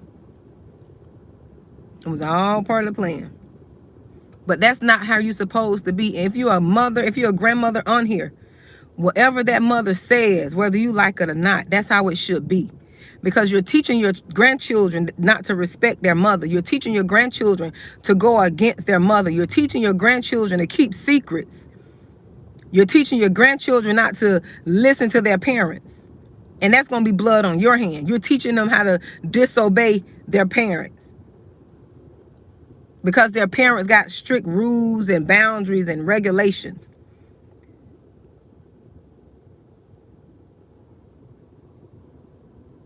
Because they're trying to train them for this world. Because for this world to live in it, you got to be strong up here. You got to be strong up here. Don't enable your grandkids. You want them enabled to serve you. Don't do that. Because when you're dead and gone, them kids got to live in this world. Well, this world is not going to bow to their desires and wants. This world is not going to bow to them. This world is not going to conform. Yes, there is an overdose, Dion, of misleading these kids. This world is not going to conform. This world is tough out here.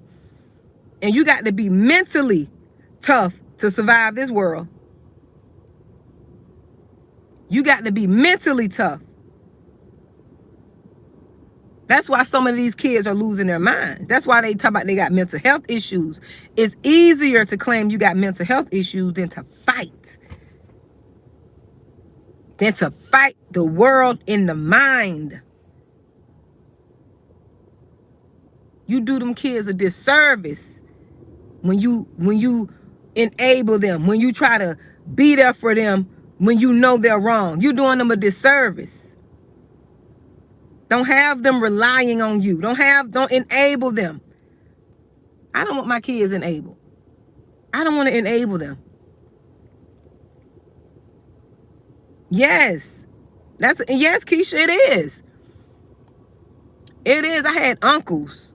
I'm gonna say this. And I know this is a curse here. I had uncles. I watched my mom's mom, my grandmother, not my dad's mom. Even with my dad, he was on his own for a while. He'd been on his own up until he died. He was married too. But I watched my uncles on my mom's side. Never had a place of their own. Never was able to stand up on their own. On 2 feet is what I'm saying. Always relied on mama. Never had their own place. Always were dependent and reliant upon somebody to take care of them. And I didn't want that for my son. Trying to break that generation, the curse of enablement. Enabling. Teaching them, trying to teach them to be stern and stand up mentally. And not get into the things of this world that's going to damage them mentally. And everybody make mistakes. I don't hold that over his head. Everybody make mistakes. And I already know God and trust God going to pull him out of that. He's going to be delivered fully, 360. But that's his journey, right? But that's why I wanted, for me, I didn't want my kids to have to go through that. This for somebody. I'm being honest. Don't make sense to hide stuff. But you sit back, and then what these spirits do, they want to sit back and paint like you the bad parent, like you a bad mom. Ain't no devil in hell. I don't care what the devil do. I don't care what the devil say. I don't care what lie the devil conjure up. One thing the devil not gonna do is make me feel like I was a bad mother. That's what the devil ain't gonna do. You gonna say I'm a mother who hold their child accountable. That's what I'm gonna do. But you're not gonna make me feel bad. It didn't work. And it can't work. It won't work. Because I know my heart. I know the posture of my heart and where I was coming from.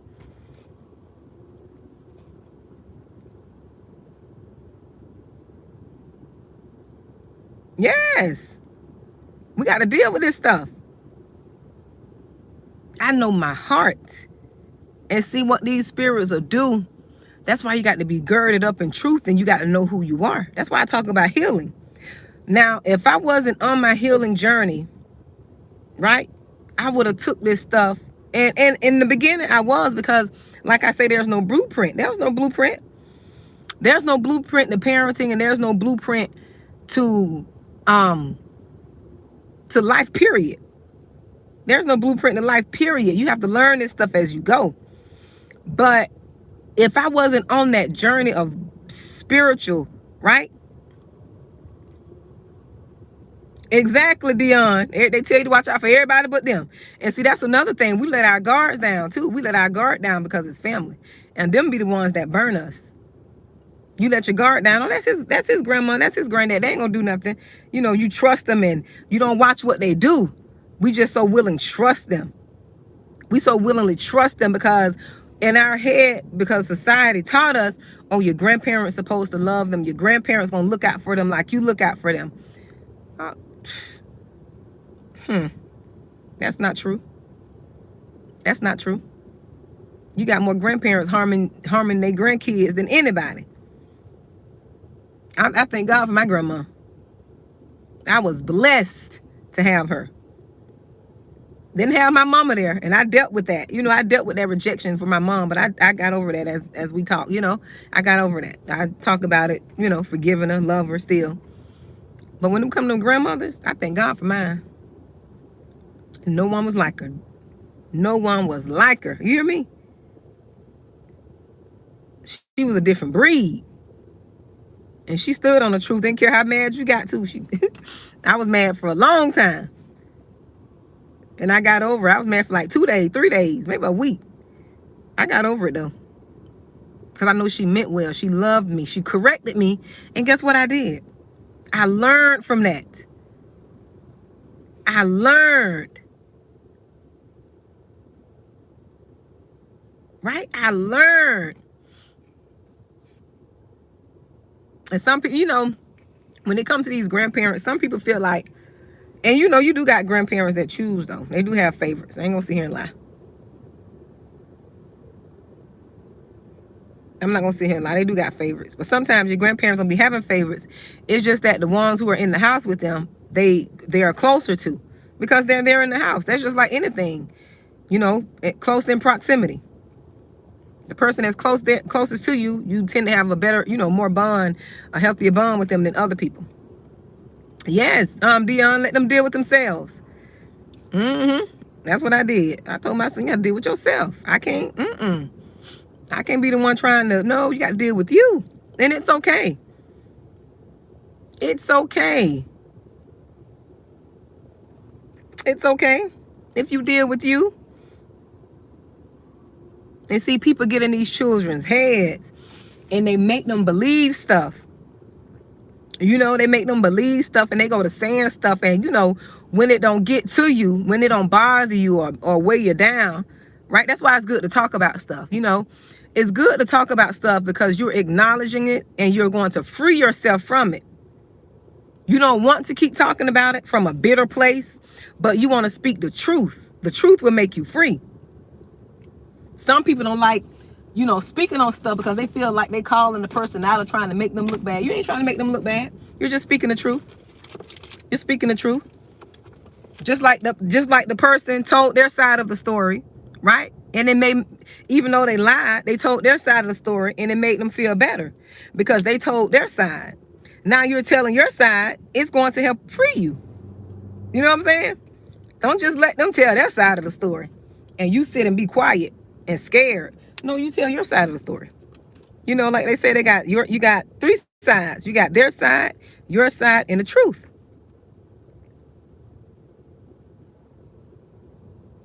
Yes, see, Candace, I know a lot of people feel like I do. That's why when God gave me this platform, he told me, you're not going to sugarcoat nothing. I was scared. I'm not going to lie, because I had to brace myself for the attacks. I had to brace myself for the clips of the video. You know, I had to brace myself for all this stuff. You know, I had to brace myself for everything. I went in my head, I went over every scenario in my head that could happen by me telling the truth, speaking the truth here on this platform. I went over every scenario in my head that could possibly happen. That's what helped me to obey God and come on here. I didn't want to do it. I'm going to be honest. Because, see, I know my truth offends people. My truth offends me. Because, see, look, I'm not going to only talk about other people. I'm talking about myself. I'm not over on here trying to make me look good like I'm a saint. Y'all better go back and look at some of them other videos. Oh, I'm not a saint. I'm on here because I'm not a saint. And that's what God showed me. My truth will make people going to help make people free. Because they're going to see they're not alone. Yes. You know, they're not alone. Yes, I have, you know what, Dion, let me tell you, I got so many books, and this before I got this platform. I got so many titles of books that God gave me that I know I have to write. And I received a prophecy too regarding that. I mentioned it in one of the other videos. But I already know. When that time come, I already know. I already know. And it's going to be soon too. I already know. Because some of this stuff I have to break down on a level to where people understand it, where it's simplified, right? Where it's simplified. It's still biblical, but it's simplified. Where people can understand what they're dealing with. We're dealing with spirits and we're dealing with generational curses. That's what we're dealing with in people. Spirits and generational curses. Yep, betrayed by family, but loved by God. Yes. And them chosen ones, you know, you're going to always be by yourself. Your family going to always hate you. People going to always come up against you. Get used to it. I'm be honest. Get used to it. People going to always be coming up against you. Chosen one. The one that has that light. You. People going to always be against you. So you might as well get used to it. You might as well gird up your loins. Gird up yourself, girl. Boy, gird up yourself. Get strengthened. Yeah. Yes. And for the ones, Candace, for the ones who are sensitive, the ones who are sensitive to spirit, them be the ones that God has called. And that's why I said earlier, your gift can be both a blessing and a curse. When you're sensitive, he made you sensitive like that for a reason. He made you sensitive like that for a reason. Yes, he did. He made you sensitive like that for a reason.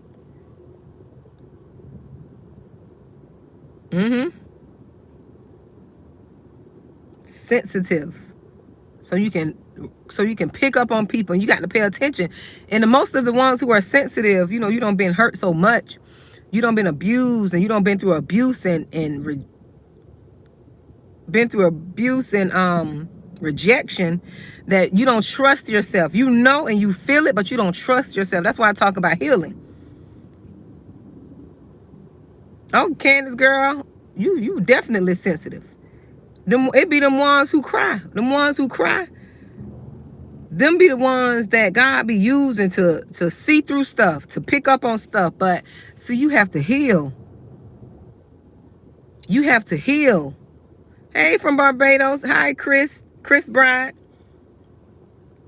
Is it Chris or Christ? I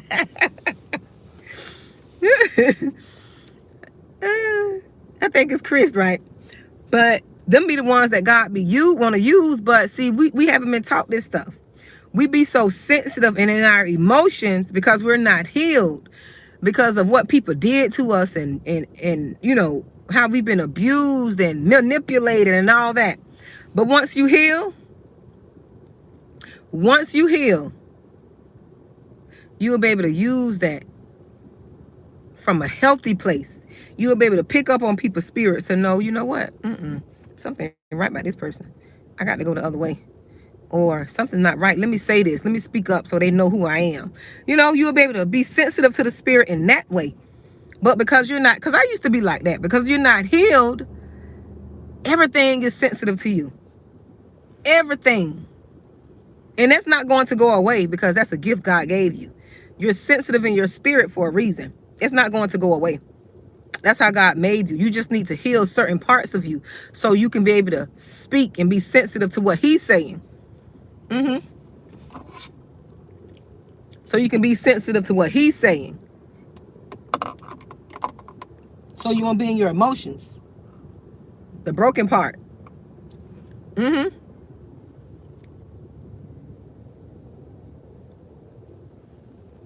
Yep, so you won't be in that broken part of you.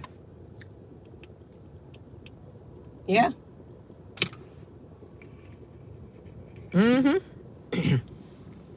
But yes, that's what I wanted to talk about. You know, I stayed longer than I intended to. That's always. That's why I know this is a gift. I get on here, be trying to just say one thing for a short period of time and be on here an hour. Almost 2 hours. Jesus. Jesus. Yes, Miss Candace, I'm so glad, dear.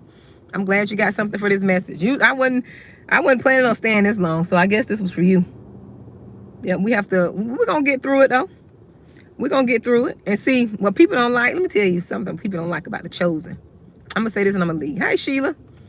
What people don't like about the chosen ones, the ones that bounce back, the ones that don't stay down long, the ones that get hit, they lay down, but they don't stay down. People hate that you're resilient. That's what they hate about you. You resilient. The lies couldn't stop you. They mad because them lies didn't stop you. They told them lies, tried to make you look bad. Woo, they told them lies. Mm-hmm.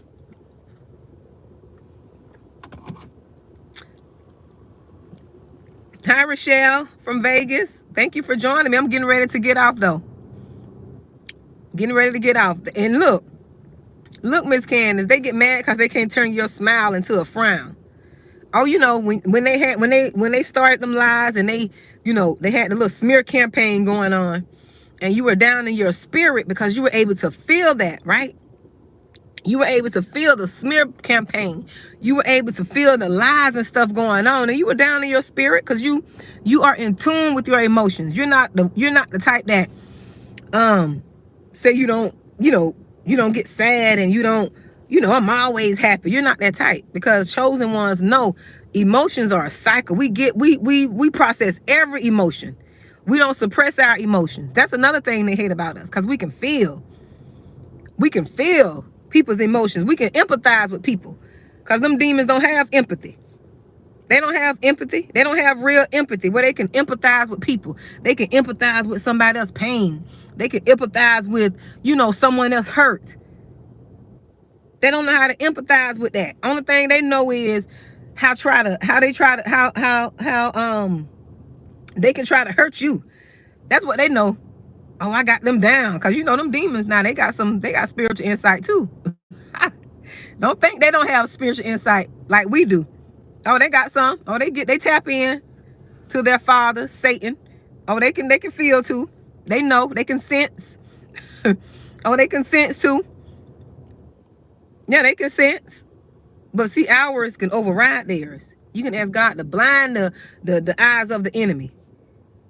In the spirit realm, you can ask him that stuff. You can ask him.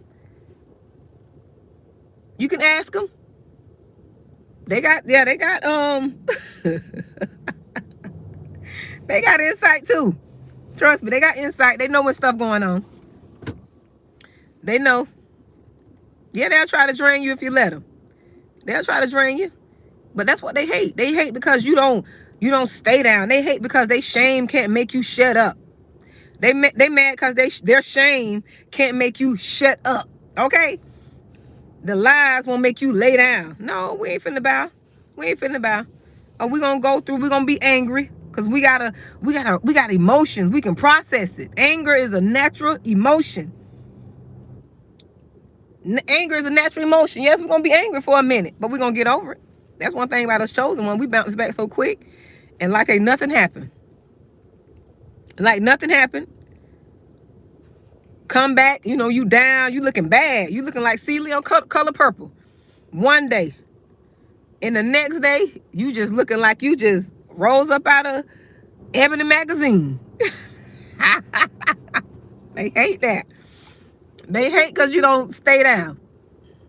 You got to get a devil something to talk about. You give them something to talk about. Give it to them. They want to control you. Dictate your emotions. Control how you going to be happy. And have you ever noticed too with these spirits? These people right here, let me tell you. Let me tell you something. When you ignore these demons, when you ignore them as if they don't exist on this earth, that type of ignore. We're not religious over here, so we're not the type that, you run behind your enemies, and we don't be saying all that. We're not religious. But have you noticed, you can forgive them, but have you ever noticed when you ignore these demons, you ignore them. They don't exist in your world, right? They don't exist in your world. You can see them and pass right by them as if they don't even exist. Oh, they get mad. They get mad and want to make you feel guilty. Talking about acknowledgement and respect is due to a dog. Why do I need to respect you and you don't respect me? That's first of all. Why do I need to respect you and you lying on me? That's second of all. Why do I need to respect you and you trying to harm me? It don't work like that. I don't know what God you serve, but it don't work like that. It don't work like that. You want me to give you my attention because you get energy from me. I'm not going to give you my energy. You're not going to feed off my energy, my good energy, my good essence. You're not going to feed off me. You need me to survive. I don't need you to survive. You need my energy to feed off of.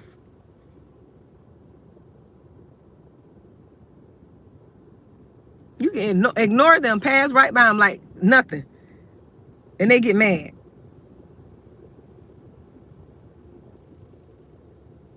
But you around here slandering and smear campaigning my name. And you want me to, I could be nice and cordial to you. I could be cordial, but we're not going to sit here and kumbaya and have a, eat cookies and pies and ice cream. Like, no, we're not going to do that. My spirit won't let me. I'm not going to go against my spirit.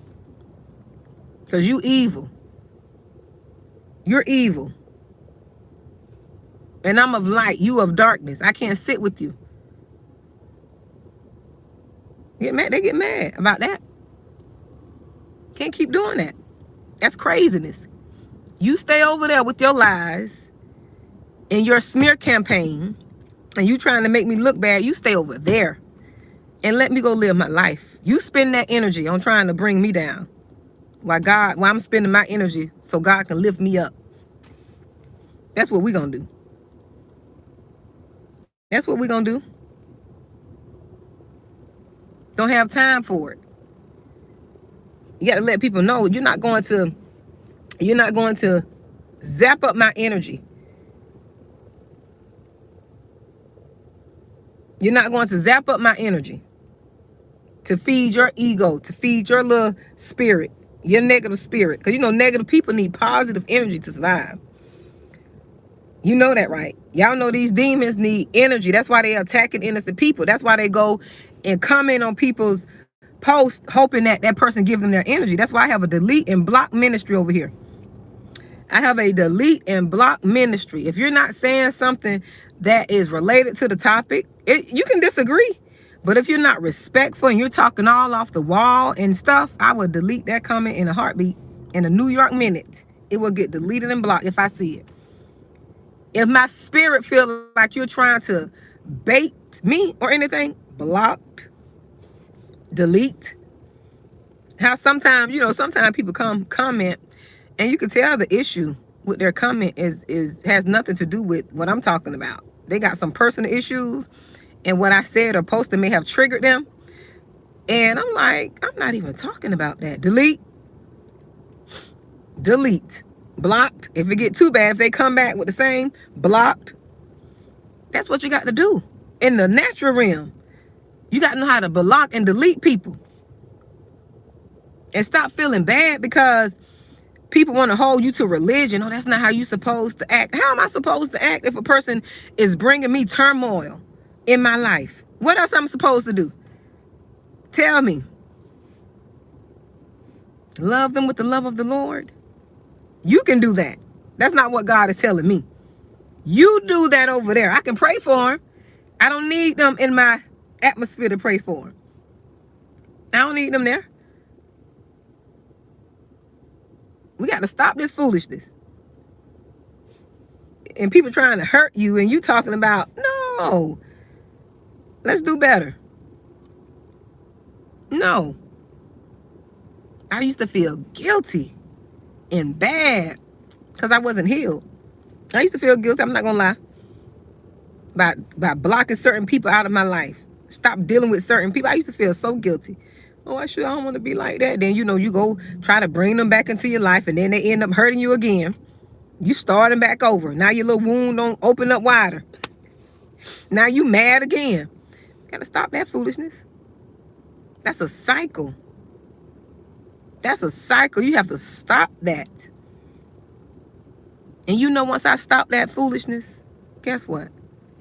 Life became so much peaceful. So much peaceful, so much joy, so much focus, so much focus. All that energy, worried about what they think, what they're going to do. You don't have to expend all that energy no more, because they're not in you don't block them out. Now you have energy on reserve for things that matter. You got energy on reserve for things that matter. That's why you couldn't even read your Bible. You couldn't even get into your space of prayer, because you so bogged down and weighed down with their stress, their issues, their foolishness and mess. I went through years with that. Energy just zapped. Worried about this person, worried about that person. Didn't want to do certain things because I feel like if I had certain things, or, had different events, and if I didn't invite certain people, that's how I used to feel out of my brokenness, out of my broken mindset. Because I wanted to have certain things, and I felt obligated to invite this person because they were part of the family. And if I didn't invite them, I would feel bad. Oh no, I have anything right now. And if I don't like you, I'm not going to invite you. If we're not respectful, if you got a problem with me and your energy is bad, I'm not going to have you around me. I'm not going to have you around me. Absolutely not. And I still love you. I still love you. But you're not going to zap up my energy. You're not going to make me feel like I'm in the wrong space. You ever notice people who so negative and got this negative energy? You just feel like you're in the wrong space. You feel like you can't be yourself. You feel like they're just watching you and monitoring you. We got to stop that foolishness. You don't trust them. You don't know what they're going to do if they walk in the room or the bathroom. You think they put something. No, you don't need to have people around you like that. If you got to do all that, them people don't need to be around. We got to stop that foolishness. If you got to think all of that, that person don't need to be around you. Yes, that's how that go. If you got to think all of that, that person don't need to be around. Hey, Sam Love, 333. Yes, it does, Candace. It grooms us to be this way, and I'm tired of it. I'm so tired of it. I don't care if I'd be in this world by myself before I deal with that dysfunction. You hear me? Before I keep dealing with dysfunction, I live by myself. I'll be on the island by myself before I keep dealing and perpetuating dysfunction. I'm not finna do it. You're going to either love me or not. You're going to either like me or not. I'm not going to live in dysfunction no more. They really do groom you for this dysfunction, and we think it's normal. And then when you challenge this foolishness, they looking at you like you got 5 heads. They looking at you like you got 5 heads. Because you want to challenge the family system that's dysfunctional. There's no perfect family, but this dysfunctional stuff that's got to stop. It's the dysfunctional stuff that has to stop.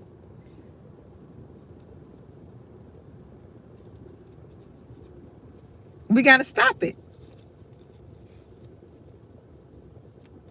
Yes, we got to stop it. But you know why nobody don't want to stop it? That's why God raised up a curse breaker in every family. You know why nobody wants to stop it? But there's a curse breaker. There's a strong one. There's a black sheep in every family that's going to challenge that system. But you know why people don't want to break them? That dysfunction. They're afraid. They scared. They punks. That's why. They punks.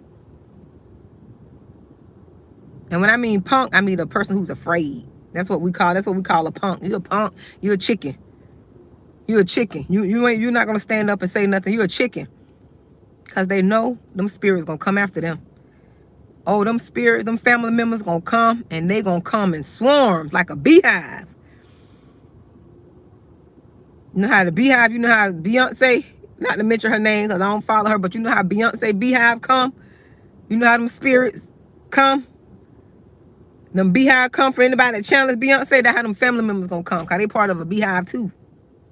We got to call it what it is. They part of a cult. Cause they got the same mindset, same dysfunctional mindset. They'll come for you. Who do you think you are? You ain't better nobody. I can't stand you. Talk about you to other people who not your family. I don't have people come tell me what my own family said about me. I ain't finna call on that. I just say family. And I know it was true. No, it was true. Oh, you know, such and such said this. And I said, okay. Then I said, you know what? This is what I said. I said, you know, you got to, just pray for them. That's what I said. I didn't even get into the conversation. I said, just pray for them. Because I already know that was the enemy. That was the enemy. And you got to look at this person's life. This person's life who said it, they had no fruit in their life. Right? They had no fruit. So why am I going to waste my time trying to address issues with that person? Right?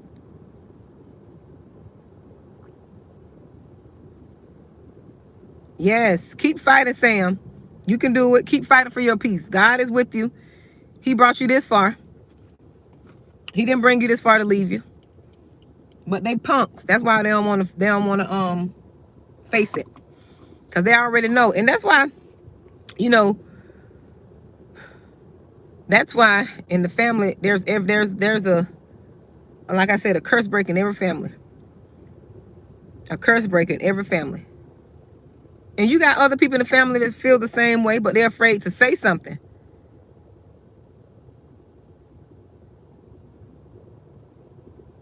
Yes, they will. Oh, they'll come for you. They'll come for you. Oh, yeah. They'll come for you. They'll use your kids. And see, what they try to do is they try to groom your kids. They try to pass you. That's why it's good to tell your kids about this stuff too sometimes. But sometimes it's not, because them kids will use that against you too.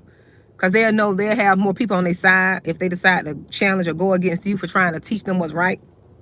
They feel like they have more people on their side. But but they'll try to groom your kids. They'll try to groom your kids outside of what you're trying to teach them. Try to be there for your kids, be nice to them, be there for them. They'll try to do that. So your kids know they have somewhere to go if they ever want to come up against you. They'll have family to go to. Because, people think, and one thing about the chosen ones, see, we can stand on our own. We don't need a crowd. That's what people hate about you, too. People hate that you can be you're a crowd all by yourself. Somebody said that earlier. You're the crowd all by yourself. You can stand toe-to-toe by yourself, even with all them coming up against you. And another thing, just because more people are on the side of someone, that doesn't mean that they are right. You got to remember that. Just because a person got more people on their side, it doesn't mean that they are right. Stand on the truth if you got to stand alone. My grandmother taught me that. My grandmother taught me, baby, if you got to stand by yourself, when it comes to the truth, you stand by yourself.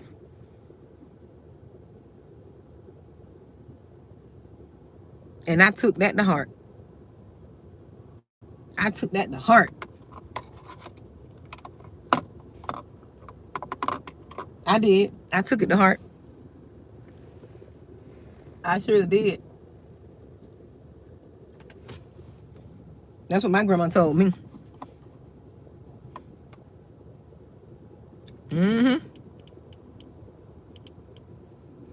I took that to heart. Oh, yes, Sam. That's how I'm becoming, too. And, people think you acting funny because you don't want certain people around your children.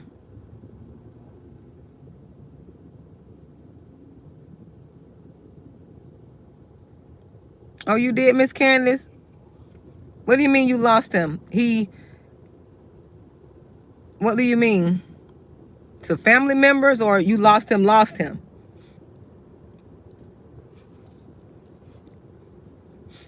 Yes, because when people can't get you, they'll come for your children. Because they want to perpetuate that generation of curse. They don't want nobody else to do better than them. Oh, he passed at 13. Oh, my goodness. I'm so sorry to hear that, Candace.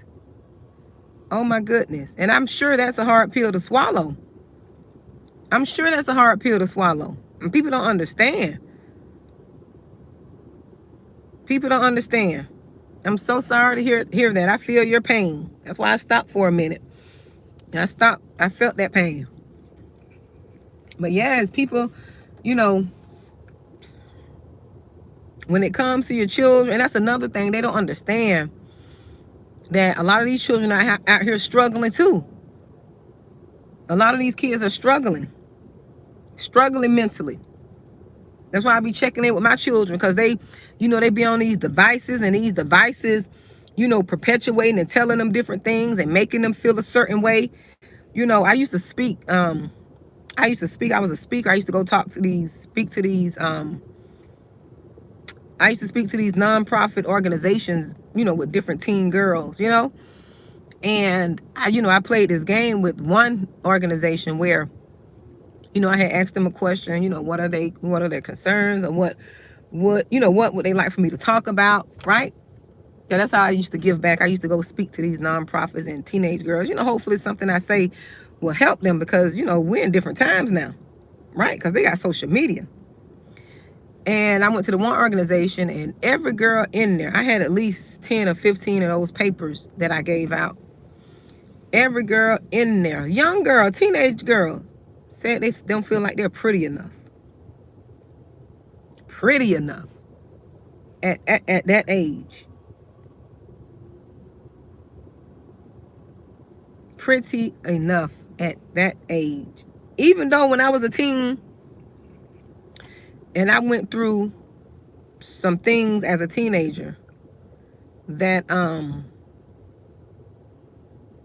most teenagers go through, that don't have guidance, that don't have a father there, right? They really are, Sam, they really are. These spirits are after these kids. They're suicidal over small things. Never thought about no suicide, ever. I never. Not as a teen. I was too busy having fun. But when I got those papers back, those girls said that they didn't feel like they were pretty enough. And I was thinking about, although I was going through my own thing as a teenager, I never felt like I was ugly. I never felt like that I wasn't pretty. Even based on the world standards, I know I wasn't pretty based on the world standards, but I never felt like that. I never felt ugly. Even when people probably called me ugly, I still never felt ugly. And it baffled me, like, why do these girls feel like they're not pretty enough? They're young. They haven't even developed. There was even a girl here in Florida. You probably can Google it. I think it was in Boca Raton. I think the girl was 16 years old. 16. The mother took her to have her a boob job, get her breast enhanced. And don't you know that girl died? That girl died in the surgery center. Passed away from complications. I don't judge people's situation, but the first thing I said is, 16, you still developing. The things are still growing. But why would you care anyways? It is this world. It is the system.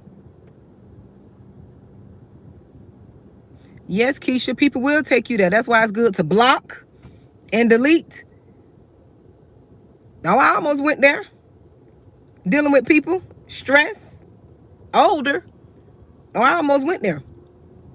But I learned, when I got a backbone, and don't allow these people who make me feel a certain way to come into my presence and be in my space. Oh, all that changed.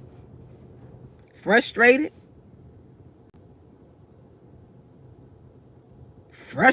mad, because they're in my space, zapping up my energy. I stopped that foolishness. Block, delete. You can't come in my space. I don't need you around me. People, let me tell you something. And I'm going to tell somebody this, and it's going to resonate with somebody. The world is not the problem. The world is not the problem. It's the people in this world that's the problem.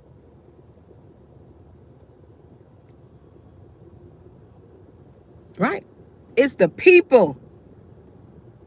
You have the power and authority. Believe this. You have the power and authority to be happy. You have the power and authority to enjoy life. If a person around you doesn't make you feel good about yourself, they bring all this negative energy to you. I don't care if it's your mom. I don't care if it's your dad. I don't care if it's your mother-in-law. I don't care if it's your father-in-law. I don't care if it's your boss. You can always find another one. I don't care who it is. Cut these people out of your life. Their energy is being transferred onto you. Their negativity is being transferred onto you.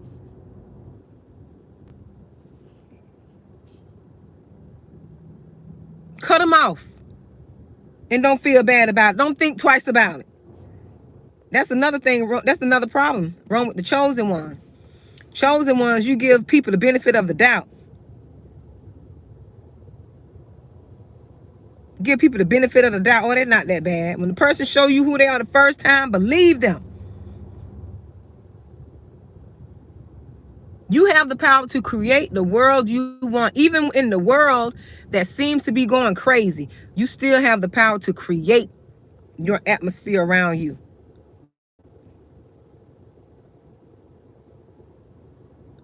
You got the power. You got it. Eliminate these people. People the one drive you. Like you said, people the one drive you to suicide. They drive you to this. Them spirits in them are projecting off on you. You battling their demons. You are battling their energy. That stuff is transferable. It's transferable. Their negative, toxic energy. Negativity. You ever go around people, they even look like they stressed out. They got a look of stress and disgust on their face. Mean-spirited. You don't want to be around that 24/7. That's not healthy. Limit yourself. Then they have a nerve to want to come around you, right? They want to come around you and bring your spirit down, knowing they don't like you. I had a person used to come around me knowing she didn't like me, but you want to come around me in my space with all that negative energy, and I'm sitting there just battling. My whole demeanor, everything changed when she come around. She zap up everything. Zoop. I was young. I didn't know better. I wasn't healed then, but I could talk about it now because that's past me. Come up and zap everything up from me like a sponge. And I'm sitting there like, what's wrong with me? You know, I'm sitting there like, what's wrong with me? What happened? Because I'm happy-go-lucky. I'm bubbly. I'm the type that get up in the morning and have all type of energy. I swear, I be telling people when I be in the stores, I be like, good morning, y'all bubbly. I say, I swear I don't do drugs. Believe that. I do not do drugs. It's natural. I say I'm not all giddy and happy, and this natural. I didn't take anything to get this here. I'm a morning person. I'm an early morning person. My kids be like, Mom, no, that's too much. They be getting ready to go to school. They be like, Mom, you doing too much. No, let me thaw out first. Let me get myself together before you get up all this energy you got. But yeah, people want to steal that from you. They want to zap that up from you. Tell them, no, get your own. Get your own energy. You do the work and get your own. You're not going to just steal mine.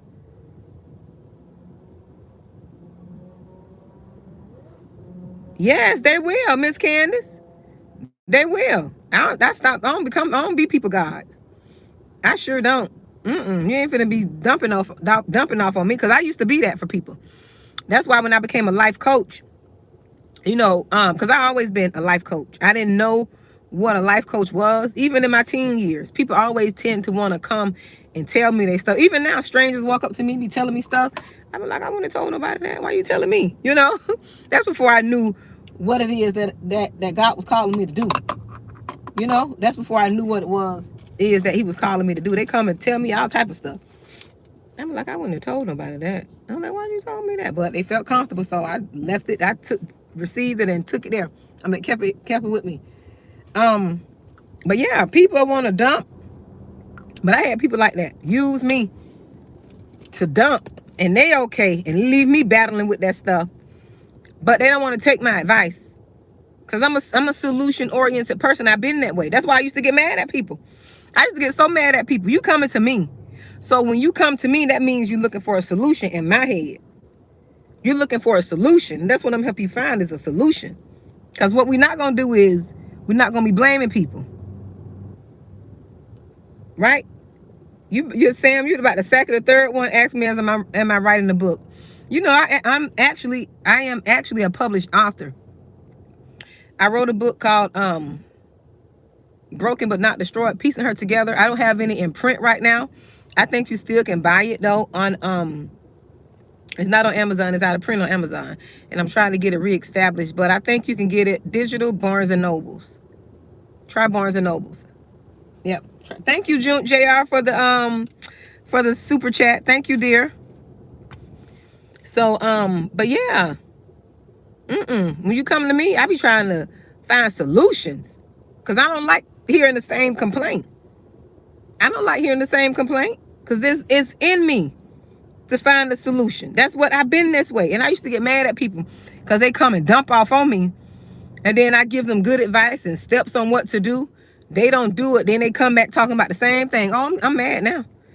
I'm mad now. And see, before I got healed, instead of telling them that they have to deal with their own issues because they're not taking their advice, I would continue to let them dump on me. I became their garbage can. And I didn't know how to stand up because I didn't want to lose what I thought was a relationship. What I thought was a relationship, I didn't want to lose that. I didn't want to lose it because I was afraid, because I wasn't healed. I was afraid that they'll stop talking to me. But now, you better want a solution. Because I don't care if you stop talking to me. You better want a solution. If you come to me with the problem, you better want a solution. Oh, the super chat is just, money that they pay, like a donation. That's not something you have to do, dear. That's not something you have to do. But if you want to, I receive it. If you want to, dear.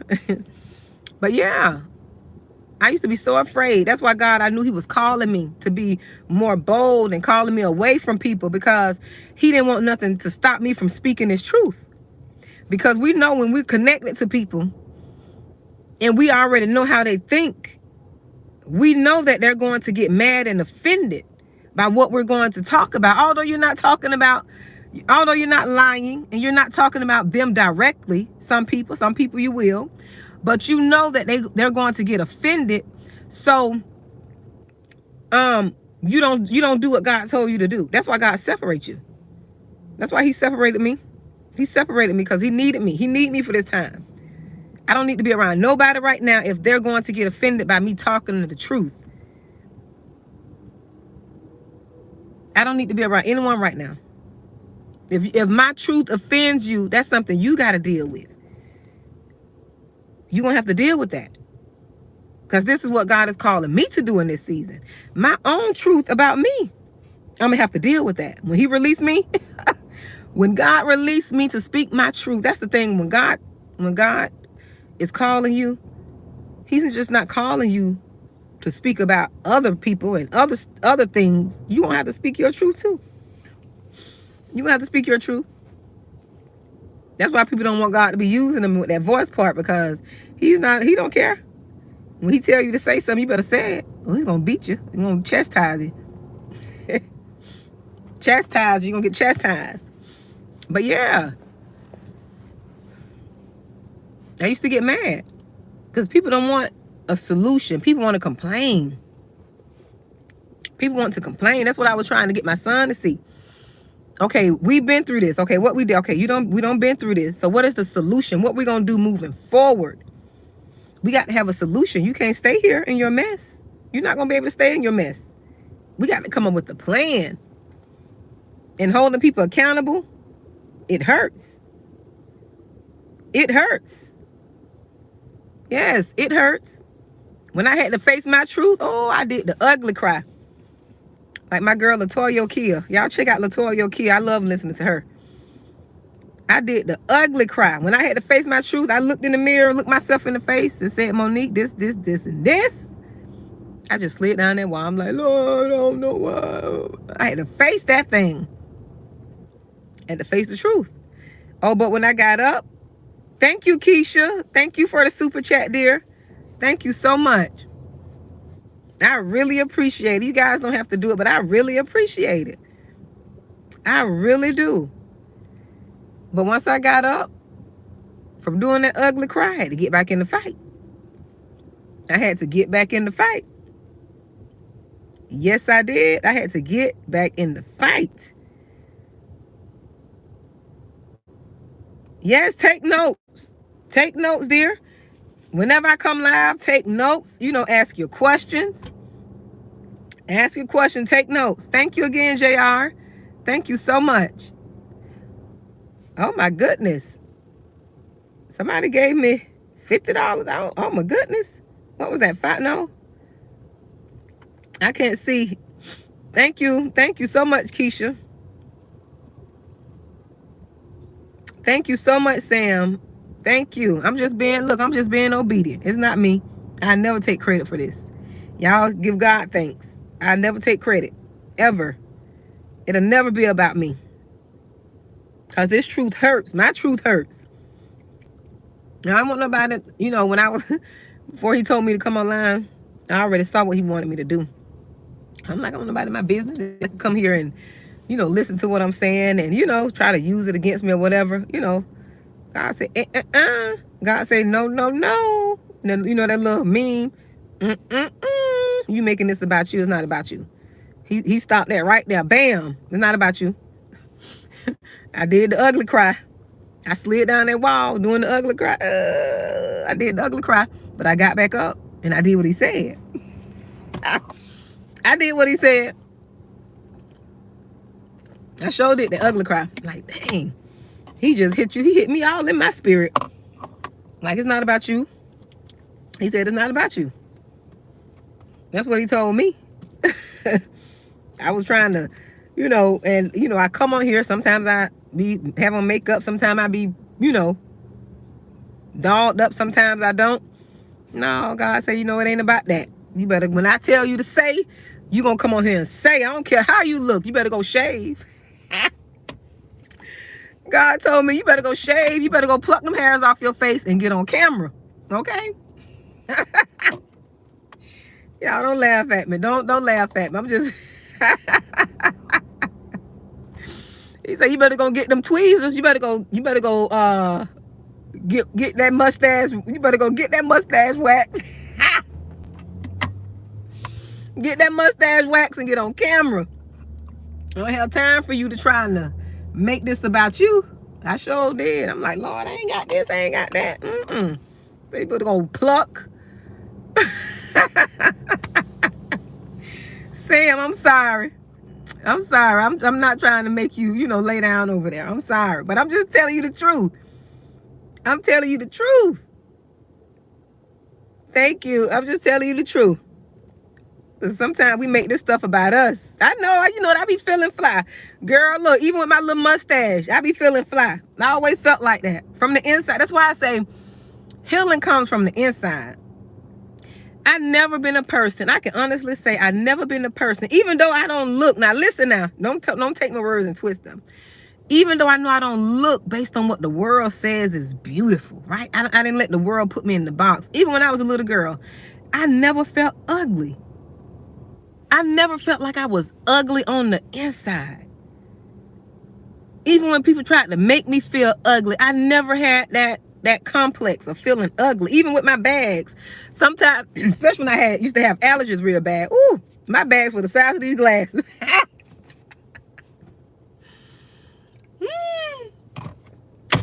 Listen, my bags used to be the size of these glasses. They used to be so, my eyes used to be red.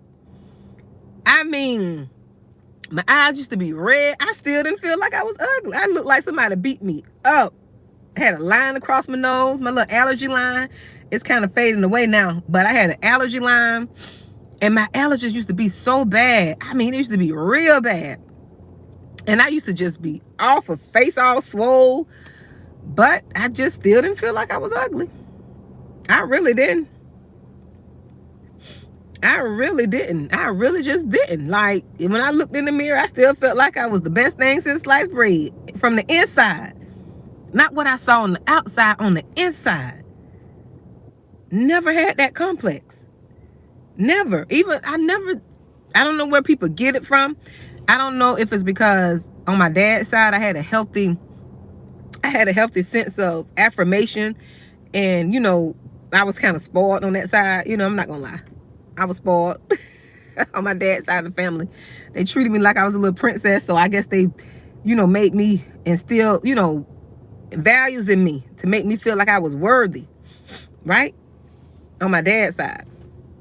But I never had that issue. I really didn't. And I can't stand to see people who feel like they're ugly because of what somebody said. Right? Because of what somebody said to them or called them. Like, you have to just know that you're not ugly. You have to know that beauty comes from within. Even in my imperfections and my flaws, I just still felt like I wasn't ugly.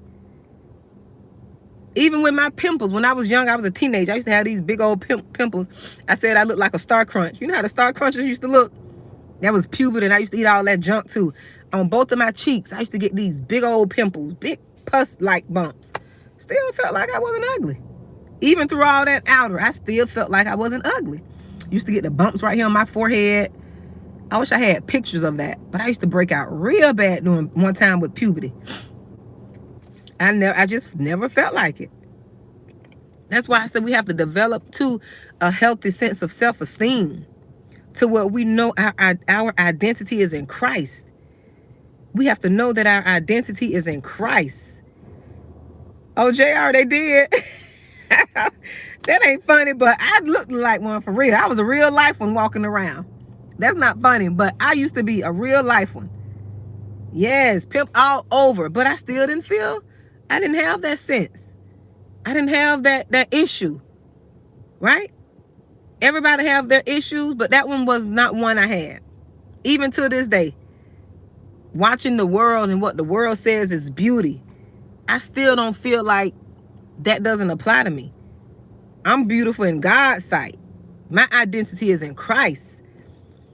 I don't have to look a certain way for you to receive me. If I have to look a certain way for you to receive me, you're not supposed to receive me. I'm not for you. Excuse me. I'm not for you. You know what I'm saying? We got to get to this point. We have to. Because if not, we're going to allow this world to make us. Yes. We'll let this world make us feel like we're not adequate. We're not enough. We got to keep doing and showing up. And I don't like all that stress. I like life simple. I like life simple. If you can't accept me for my simplicity, then I'm not for you. I don't need all this complicated, pretentious stuff. I can't do all that. I'm not into all that. I can't do all this complicated, pretentious, fake. No. Can't do it. Can't do it at all. If I can't be me, if I can't look how I look when I get up, and if I can't look like I just woke up and not out of a magazine, then hey, you're not for me. If I can't look like Celie from The Color Purple, poor Celie, I don't been to her all day. If you can't accept me looking like Celie from The Color Purple when I get out of bed in the morning, and not like I just got out of Ebony, then you're not for me. Because Celie is real life. Celie from The Color Purple is real life. Ebony is false, fake. You're not going to get authenticity with Ebony. You need to be able to accept me looking like Celie first. I could doll up and look like Ebony, but that's just going to be for a moment. But Celie is at home. Celie is the home look. Not all the time, but Celie is the home look. Right? And I don't just go and walk around looking throw it away, but you got to accept Celie in the morning. When that hair is smashed to the side, look like he got a wop. You remember the wops? You remember the wops? I don't know if that's a Florida thing or a north thing. But the wops, you got to be able to accept me with my wop. My edge is smashed to the side. You got to accept me. Yeah, and Sophia. Yes. If I can't look like Sophia when I get up, then I'm not the one for you. You're going to have to be able to smell my bad breath in the morning because it's morning breath. All this beating you out of the bed and brushing. No, we ain't finna be doing all that. That's not reality. Okay, that's not reality. But yes, I enjoyed talking to you. I know y'all see I enjoyed it. Yes, I'm from Florida, Candace, girl. It comes out. That slang comes out. I don't try to hide that either. The Lord said, the Lord said, you know what? You need to go on there with your slang. You need to be real, authentic. Go with your slang. Because I tried to cover that up. I tried to cover it up. He said, no. You gonna go how I told you to go. I tried to fight him. I did. I tried to fight God. We so crazy, right? That's crazy. You try to fight against God when he tell you to do something. You try to, Lord, I don't want to do that. I ain't finna go. My country accent. I can't tell y'all where I'm from. I got to protect myself, right? My country accent, just know it's Florida. But I didn't want to go on here with my country accent, right? It used to be worse than this, but it has cleared up over time. It cleared up over time. But Lord said, you're gonna go, you're gonna go, and you're not going to be trying to cover it up. You go as is. When you go to the car lot and you buy them cars as is. That's what he said. He said, I need some realness. Too much fakeness on social media. I need for you to be real and authentic. He said, go as is. And that's what I'm here, as is. That's what he said. I tried to fight him. Sam. I tried to fight God. I'm like, no, Lord, I don't want to go. I don't want to go. My chin be hairy sometimes. I don't want to go. My mustache be kind of present. I do not want to go online. He said, oh, no, you going to go. You going to go. I was pushing and tugging. I was like, you know what? I was like, no. He was like, oh, yeah, you going. I was like, I don't want to go. You going. You going. I did not want to go. Yes. Yes, I did not want to go at all. But he said, you're going to be real. I need for you to be real, raw, and authentic. That's what he said. Yes, it is. He said, I want you to be real because people are going to be able to relate to real. They're not going to be able to relate to all this, this pretentious, thought out, planned out, talked out stuff. That's why I don't plan. That's why I don't rehearse any of my videos. That's why the lives are just as he tells me, right? As he give me topics, I remember the topic, but I don't rehearse out what I'm going to say. I just say whatever comes to my heart at that moment. That's why I'm still on here. I need to get off. Look, I need to get off. I say that a lot, but I'm long-winded, and I just love what I do. I love encouraging. I do. I really do love this. I've been this way. It's nothing new. Nothing new. Now I just have a platform to reach more people. I've been this way. Even when I'm going through my own HE double hockey stick. Spell that out. Even when I'm going through my own HE double hockey stick, I still could come on and encourage other people. I've been this way. I was born this way. Always encourage people. You can do it. Always been there to motivate people. Always been there to get people to believe they can do it. Been this way years, long as I knew who I was. As long as I knew me, I've been this way. Been this way. One thing you're going to get from me is some encouragement. If you don't get nothing else, you're going to get encouraged. You're going to get motivated. You're going to get a different perspective. You're going to get some God. You're going to get some spiritual teaching. You're going to get something that's going to benefit you. I'm an asset. I'm not a liability. If you my friend, you got an asset as a friend. If I'm your wife, I'm an asset. If I'm your mother, I'm an asset. If I'm your sibling, I'm an asset. Not a liability. Always been an asset. I may not always knew who I was because I had to learn and heal through traumas like some of you. You got to heal through your traumas. You're valuable. Regardless of what people try to make you feel. Regardless of how people try to make you feel, you are valuable. You are an asset, because how can people try to make you feel like you're not something if you're not that? Do you get it? If people try to make you feel like you're not important, that means that you are important. That's what that means. If people try to make you feel like you're ugly, you must be beautiful. If people try to say there is no God, there must be a God.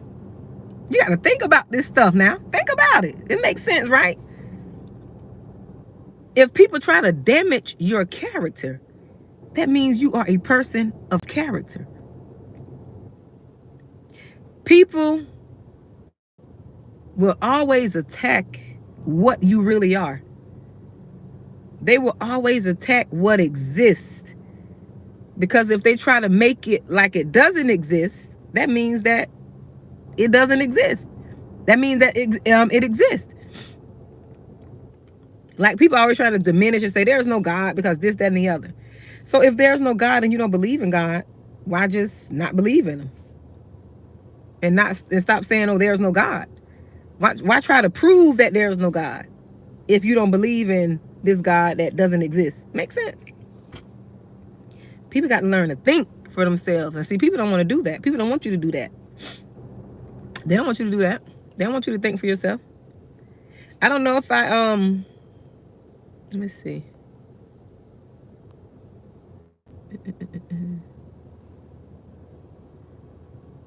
Let me see.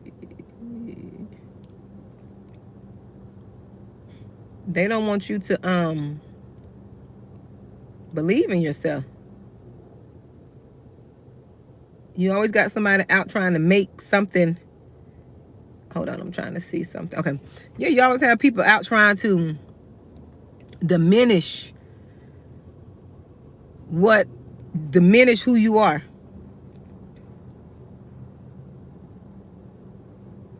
Because they know you are that. They know you are a bag of chips, all that in a bag of chips. You ever heard people tell you think you are all that? That means you're all that. That's all that means. Don't take it personal. That means that you're doing something that's all of that. They'll tell you, oh, you think you're better than somebody. No, what that means is you're doing better than me. That's what that means. You're doing better than me. So I can see you're doing better than me. So I'm going to say you think you're doing better than me. We gotta think about this stuff when people tell us that. We gotta think about it. They telling us some truth. There's always some truth in the lie. There's some truth in the lie. Yeah. That is why you can't be so stuck on, right? That's why you can't be stuck on and worried about the lies people tell. Although it may hurt. It may hurt. God knows I'm not going to say it don't hurt because them lies do be hurting. But you can't get stuck in there because eventually the truth will come out, because although they're lying on you, there is some truth in that lie. Because a person will always attack what is true. Let's break it down. They're going to attack, like I just said. That's just like someone said, you're just a terrible mom. You're an awful mom.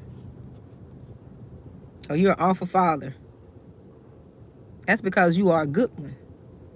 They wish they had a mom like you. Wish they had a father. They wish they were able to they wish they can parent how you parent.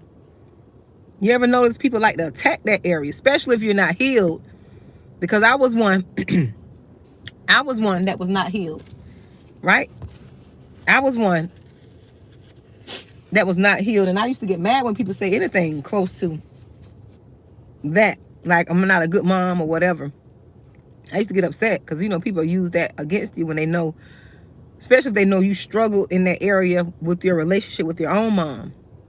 right? That you have issues or something like that. They'll use what they know about you against you. They will use your traumas against you, your weaknesses. That's why you have to heal from that so they can no longer poke at that area. And you know, once you learn once you learn your identity in Christ, oh, it's all HE double hockey stick for them. All HE double hockey stick gonna break loose for them because they no longer have control. That control that they had to poke at your emotions is no longer available. They got to find something else. And by that time, you know, you got sense enough to know you can't be telling them nothing else. You know, if you're not healed in the area, you can't be talking about anything else. Right? So, I think that's it. I think I'm going to get on out of here for real this time. I enjoyed you all, like I said before, as I was going to end the live before. Look, 30 minutes ago, maybe 40 minutes. But this time I'm off here. I got to get off here. I got something to do. But I enjoyed you all. Thank you all for stopping in. Hopefully I'll be able to come and do another live. Yes, y'all have a fantastic evening. Thank you, Sam, for coming in and hanging out with me. But you guys be blessed. And I'll be back maybe tomorrow, or no, it won't be tonight, but I'll probably be back tomorrow. I'll try to do one at least every day, or as prompted, you know. So be blessed, and I will chat with you later.